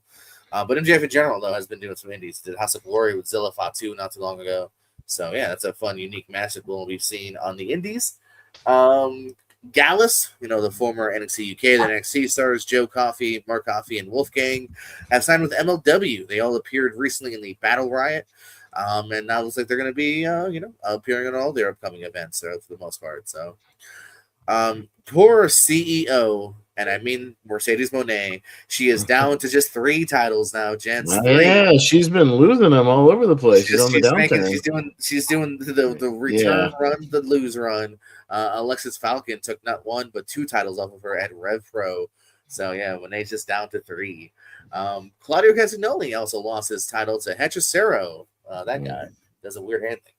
So and CMLL, so which was surprising because a lot of people, he just got signed to where he should be on most events, barring AEW dates, and so a lot of people thought his reign would be a little bit longer, but but he'll still be on shows, it seems like. But yeah, Hechicero getting the title. Supposedly they're still gonna somehow shoehorn in a Gunther match, as Gunther is still very much gonna be on the docket, even though we have 3 Raws left.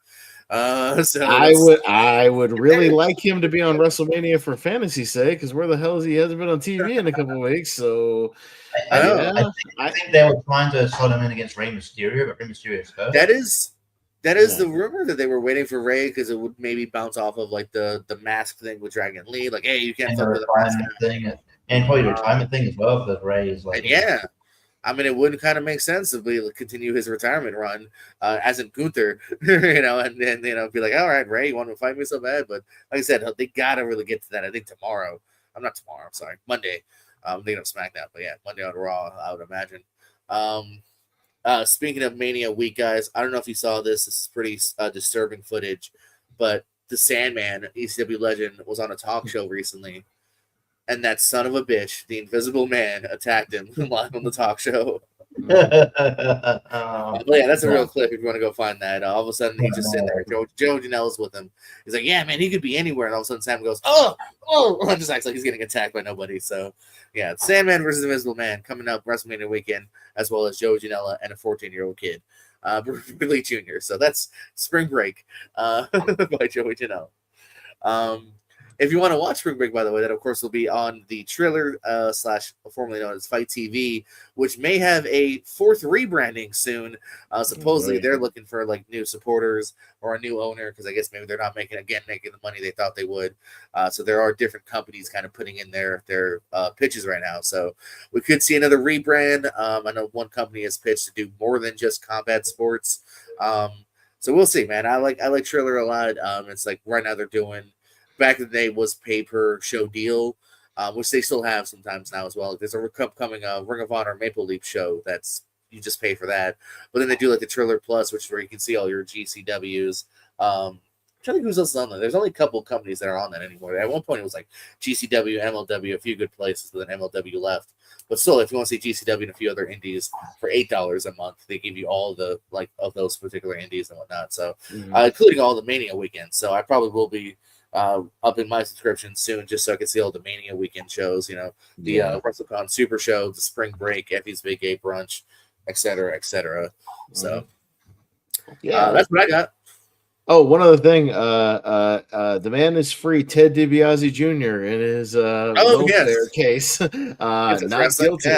Yeah, it's wrestling related. I don't know all the ins and outs of the case. I did read a few articles. Apparently, it was something involving misappropriating welfare, funds or charity funds or something like that. To that degree, there was a whole bunch of people involved. Apparently, he was found not guilty. There was like 7 other people that pled guilty in the case. So his brother was involved as well. So I don't know what that. His brother pled guilty. So he's like gonna get punished with something. Yeah. But Ted himself pled not guilty. He was found not guilty by a jury. It was a 2-month trial. But to me, look, I did a lot of legal stuff in high school and a little bit in college.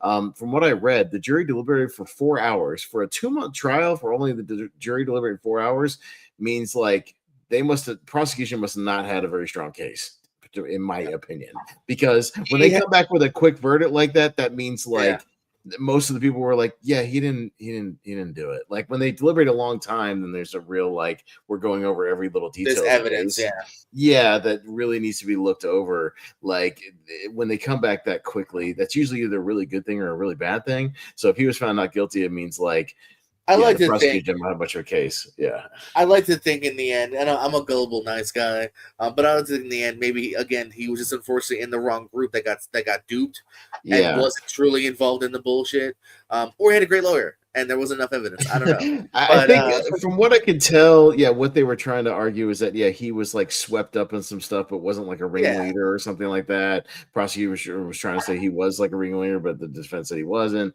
It's something to do with that. I did look up the articles are out there if you want to read them, but they're Brett DiBiase, who was briefly involved with WWE. In fact, he was he showed up on TV for one episode. Yeah, and then they showed him on Raw the next night after the pay-per-view, and I thought he was going to get called up because he was an FCW guy, but never did. Kind of similar like Dolph Ziggler's brother, so and Kurt Angle's brother. So just because you're a brother doesn't mean you get called up. But anyway, he pled guilty to fraud and conspiracy charges, and he does face up to 5 years in prison and a $250,000 fine. But the sentence has been delayed, so we'll see. I don't know if they're trying to get that sentence down or what, but it does look like he's probably going to serve some sort of jail time. And that's fine. It is sadly ironic that out of all the crimes they involved in, it's like given the gimmick of being rich and greedy. It's a crime about misappropriating. I was going to say, Ted on the phone, they were like, I don't know if we can get you a lawyer. Hey. Everyone has a price. I like to think he ends the phone call with a laugh every time. Ted, don't do that in court, okay? Don't do that in court. That looks suspicious. Just a bit suspicious, but the idea that Randy would be on the phone in that sketch is stuff that would be Ted. That stuff. But imagine if it's like such a. It would be a really ballsy move for them to bring Ted back right now. Imagine if it's like such a whimper. No, it's actually Eric Watts. Yeah. I wonder if he actually got involved. Would anybody recognize him or remember him beyond some fans? Or would it be would that be one where it's too obscure, because he wasn't a super huge? No, he was around. He was around. I think long enough. He was in the Marine too. I think it screws him the fact even if he is innocent, he still just came off of a fucking court case. So I just don't think they would do based on that. Right. Almost Yeah. more so than even the obscure thing. But that is bring back- a fair call. It's not like he was a world champion. Like Yeah. I mean, they did bring and Brett it's been Brock like a back. decade at this point. They did bring Brett Brock, who's was still involved. Right, but Yeah, then no, the counter argument to that is Brock is a box Brock is office Brock. draw, Yeah. a multiple-time world Yeah. champion, WrestleMania main eventer. So Yeah. that sometimes offsets the controversy. I know. Yeah. Anyway. One other thing, former NXT, the legend, the next big thing, Gable Steveson, signed with that Eric Bischoff like amateur wrestling promotion for like a couple of shows or whatever. So some kind of multi-show deal or whatever. So if you want to see him wrestle, not WWE wrestle, but wrestle, go watch that Eric Bischoff promotion. I saw that and I was like, whatever. He's actually touted as like a future UFC prospect. They're kind of looking at him because he's started MMA and he's been doing quite well, just knocking people out very quickly. That might be more his calling, maybe. So maybe. Yeah, he might be in the UFC. So let's see. How old is this motherfucker? Oh, he's 26. Oh yeah, the dude's not even 26. Yeah. So yeah. Yeah. So yeah, I would expect to see him next year. And by the way, Sting's son made his New Japan debut this week, right? Nice. What's his name? Whichever Borden he was, whatever his name is. Isn't it just?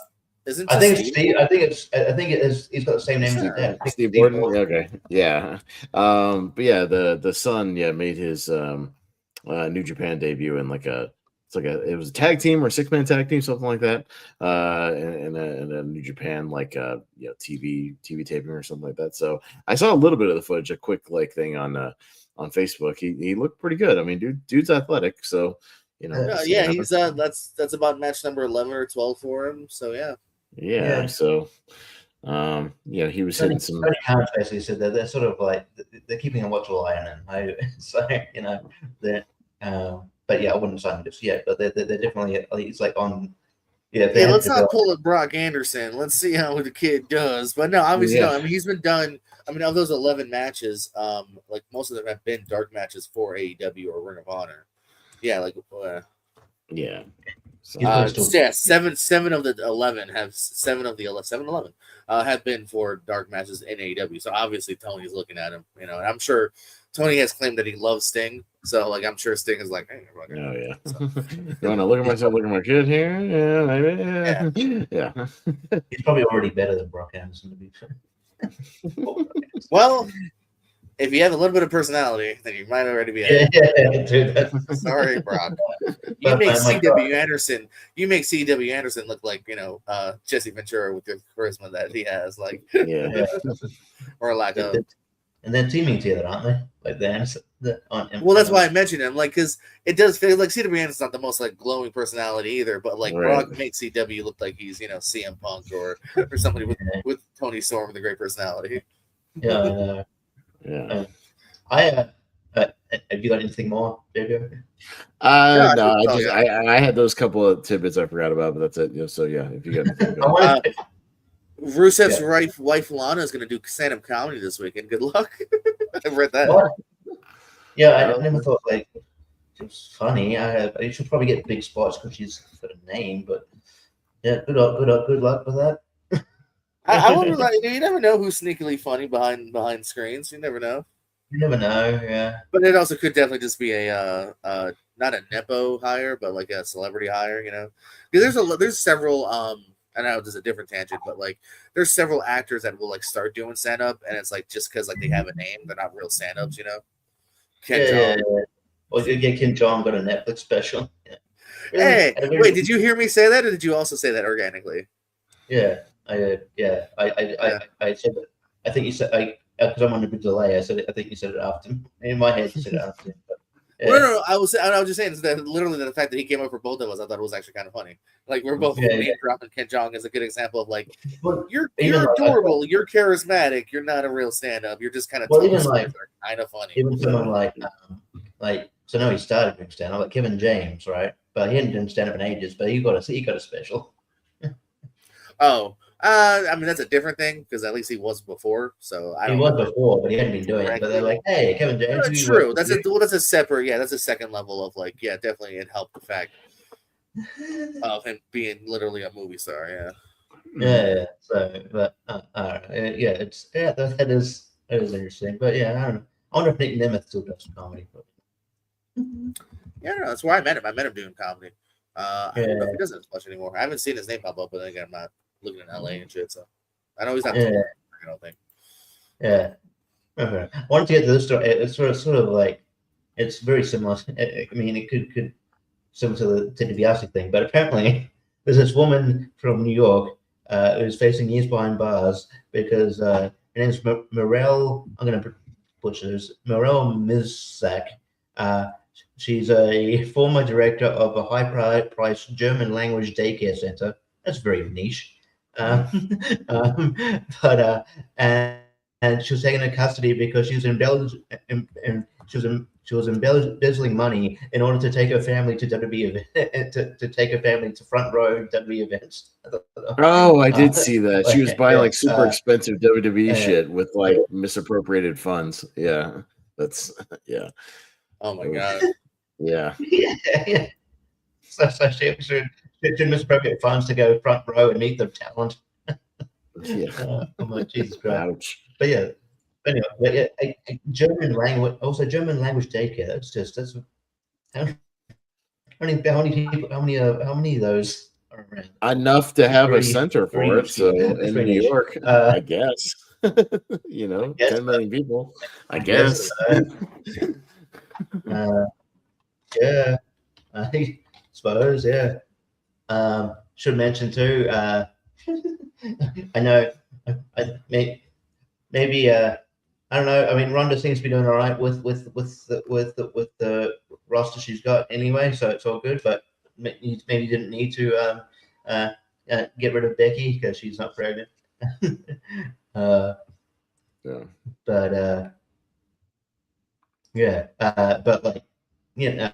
So she's versing AJ. It's just she's versing AJ at Pez. It's not me. I didn't drop her off my roster. Ronda did. So, you know. Oh no, I was saying you were spreading the news last week, and I told somebody else, and I looked dumb. Yeah.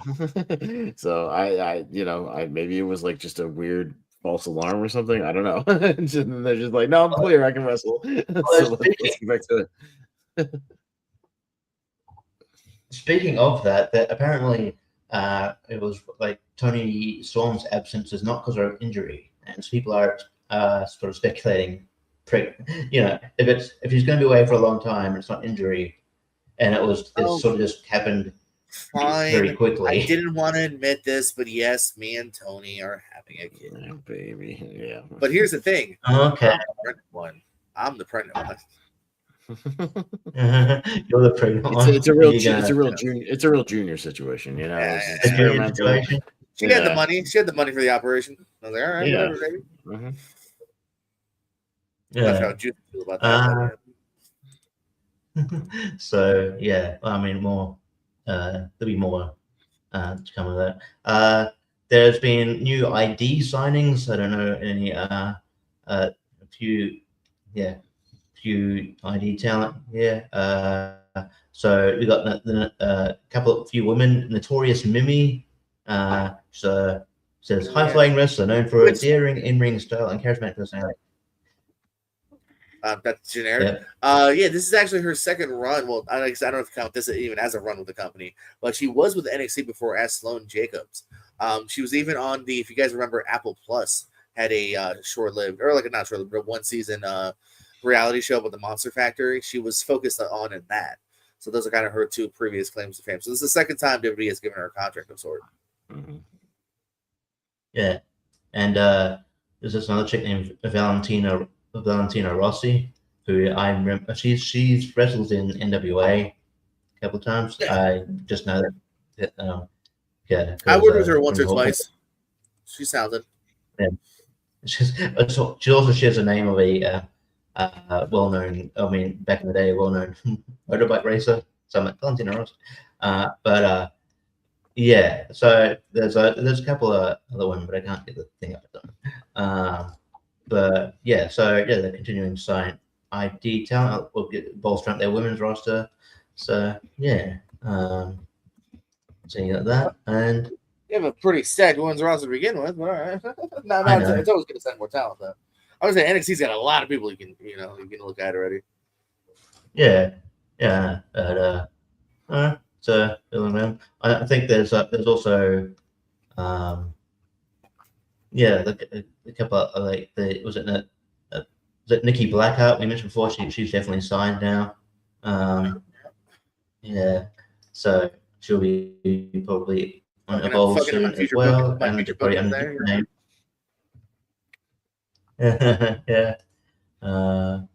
Yeah. So it's a few signings here coming up, and yeah, pretty much it. Yeah. JPO, are you not going to run down the card for TNA Sacrifice tomorrow night on TNA is that Plus? Oh wow, okay. I have the website pulled up if you just want to read it off while I scroll. Pull it up, yeah. I forgot that's a thing. Yeah, I was scrolling some news shit and just saw that. I was like, oh, I could have sworn you're usually all over the. Yeah, I know. I was just trying to call them out. I guess I didn't write it down. Yeah, so all right, we have a TNA pay-per-view tomorrow coming up on the Countdown, which is free on YouTube, 7:30. Ryan Nemeth versus BDE. That's Brandon Does Everything, or Big Dick Energy. No, I think it's just Brandon. Also on the Countdown, Tessa Blanchard versus Jody Threat. Okay. And then your main card from New Orleans, by the way. Nolens. Yeah, Leon Slater, Eric Young. They've been kind of having some crosswords together. X Division title on the line. The hometown man and Elijah, the former Elias, take on Frank Kazarian and AJ Francis. Ooh, there you go. All right, Knockouts title, triple threat. Your current champion, Ariana Grace, representing NXT as well, by the way. Danny Luna, who's overdue for a title shot, and Li Ying Lee, the former champion. That match makes sense. All right, scrolling down.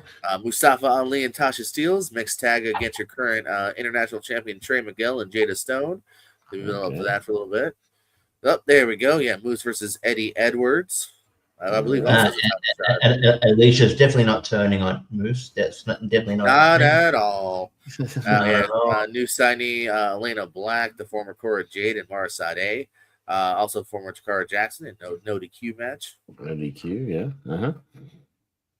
Jeff Hardy and Vincent. I don't know. I guess I haven't watched TV because I don't understand this. Versus Brian Myers and Cedric Alexander. I guess Matt must be hurt or something. Feels like a SmackDown vs. Raw match. We just like you, and you. There you go. Well, no, that's not true. I mean, Myers and Cedric they've been teaming. And the Righteous had been trying to get along with the Hardys. I'm just, I don't know why it's not a tag title match, but yeah, maybe Matt's hurt. Or main event. Yeah, and this has actually been up to pretty nice. They had a really good promo last week, by the way. TNA's pretty sneaky on good videos and video promos, by the way. Mike Santana and Steve Macklin proving you can get fired and then be main event of pay-per-view less than a month later. All right, well, there you go. So that just came across when I was scrolling any other news bits. I was like, oh, TNA Plus Sacrifice. So there you go. If you and I do believe, like you said, I believe that is on the TNA Plus app. That is on the TNA Plus. So if you have that TNA Plus, interested. So it's not not the expensive $4 one, the $10 one with Plus. That will also give you the weekly impacts and all the archives. Okay, nice. Oh, yeah. All right. Is that about it for this week? If that's it, we'll wrap it up there. We're bumping up on the 2-hour mark, so we did our job tonight. All right. So, yeah, we'll wrap it up there. Yeah, what do we got on the docket? So we're coming up. We got, let's see, how far away are we from WrestleMania? Sorry. I'm kidding. The only thing I was going to last week. You're getting choppy, dude. You're getting really choppy. Briefly signed Ali if you Rosemary resurrected her from the dead.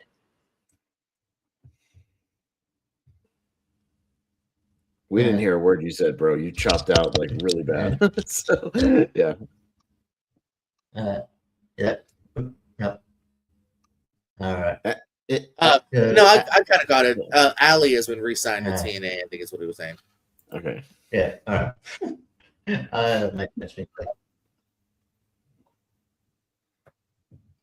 All Oh, geez, he's gone. That's frozen. His computer's completely gone to shit. That's not good. Oh well, what are you gonna do? I was only gonna say, so how far are we from Mania? So next week will be what? April. I don't. You're still choppy, dude. I don't know. Maybe you might be back. Richie, How many times till WrestleMania? What are you gonna say, Pat? I'm trying to get to my thing. If Richie would stop crapping out and get a new computer. So how far are we out from us? I'm just saying, how far are we out from doing like? Oh my god! Now you're gonna just randomly say shit. Okay. As far as how far are we out from WrestleMania? When do we want to like? Because I got I'm that delayed.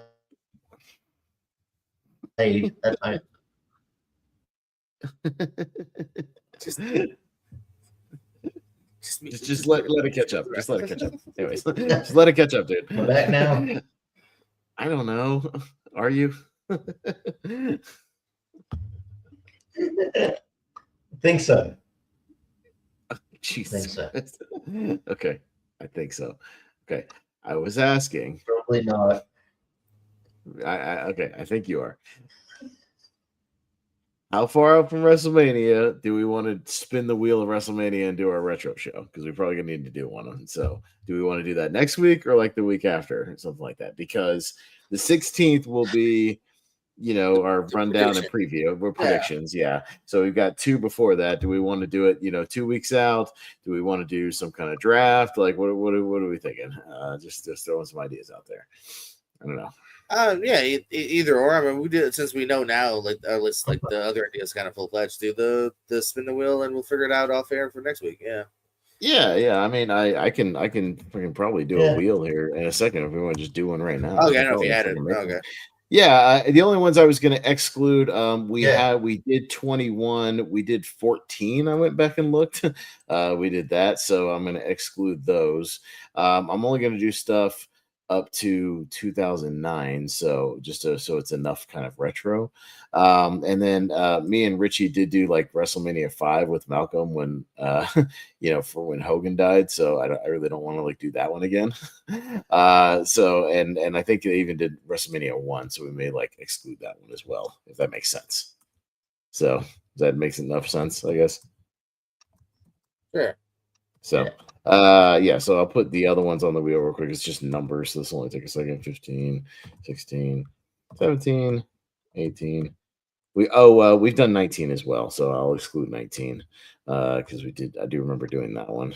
22, 23, 24, 25. Is it 26 and 27? What's 2009? Is that 27? Is that about what I'm going up to? I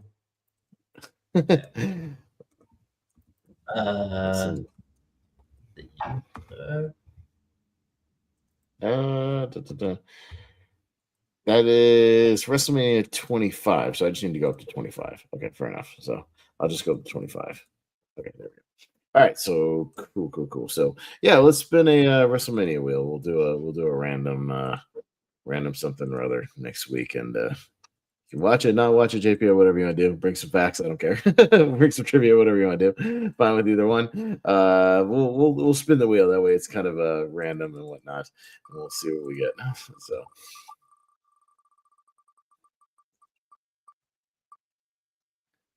Maybe the best one ever. 17. That's really good. What 17 is? Yeah, 17 is like maybe the greatest one ever. That's really good. that's an excellent one. What year is that? Oh, bro, 2001. That's TLC 2. That's X7. Rockin' Austin. X7, Rockin' Austin. That's for some reason I was like X7 though. Yeah. Yeah, X7 is like one of the best ones ever, and then randomly. I think like undeniable top 5, if not literally 2 or 1 or 3. Fuck yeah! So I still even have the I have the double DVD over there, so I might even like pop the actual DVD in, and watch that shit because it doesn't have all the edited music out on it. So I'm gonna watch that. Is that the show with Edge and Christian versus the Hardys versus the Dudleys? Top 5 tag teams? It sure is. Maybe one of the best WrestleMania matches ever. Yes, it sure does. So WrestleMania WrestleMania 17. Yeah, hell of a fucking WrestleMania. So I'm down for that. Yeah, we got what's the full card here? We got depending on my schedule, I actually might just watch that one. I'd be down for watching that one. Yeah, no, that's just like a good one to watch. Yeah, Jericho, William Regal for the IC title, Taz and the APA versus Right to Censor, 6-man tag, Kane, Raven, and Big Show, that infamous hardcore match that goes all over the place that Raven talked about how they almost cut the power in his Chris Van Vliet interview, Eddie Guerrero and Test for the European title, Kurt Angle, Chris Benoit, just one-on-one, China Ivory for the women's title, Shane McMahon and Mr. McMahon, a street fight. We got TLC 2, the Gimmick Battle Royal, which is fun for what it is. Undertaker and Triple H and Stone Cold and The Rock. Yeah, so yeah, WrestleMania 17. It's a fun one from Houston. So cool. Well, we spun it. It's on the screen. It wasn't just me picking WrestleMania 17 because it rules, but yeah, we're actually gonna run it down and watch it. So that'll be a good one. So we'll do that next week. I got time. I got a few days off for my birthday early this week, so I'll watch that and make some notes. All right, so let's wrap it up there, and we'll do that next week and fill in some gaps. Richie, any quick plugs before your internet craps out again? I'll be getting a new computer. You can find me getting a new computer somewhere. I'm just throwing this in the fucking bin. But you'll also find me at Wheel of Movies. I did. We just did Parasite. Good watch. And we'll spin the wheel tomorrow. After Tournament 5, spin Tournament 5 will be on there. On doing the machismo sort of tournament that you can do because my internet is being dumb. But I don't know if I'm back, but yeah. Anyway, I fandom. I'm on as well soon. Catch me there. I got a teams match on ASAP. Coming soon as well. So yeah, I got a wrestling with trivia match versus Travis Fame, I believe, coming soon as well. So yeah, all good. Yeah, that's me, and I'm gonna go to JPO now.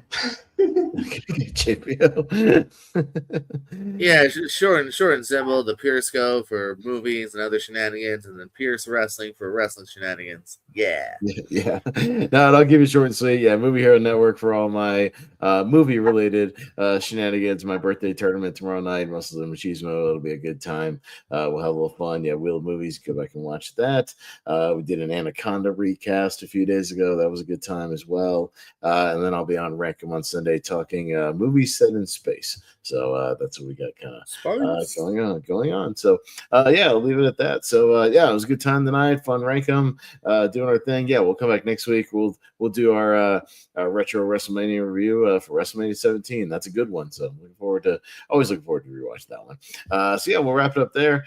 So for Richie and his crappy computer, for JPO, I am Austin Passell, and we'll see you guys next time on the Little Works. Bye.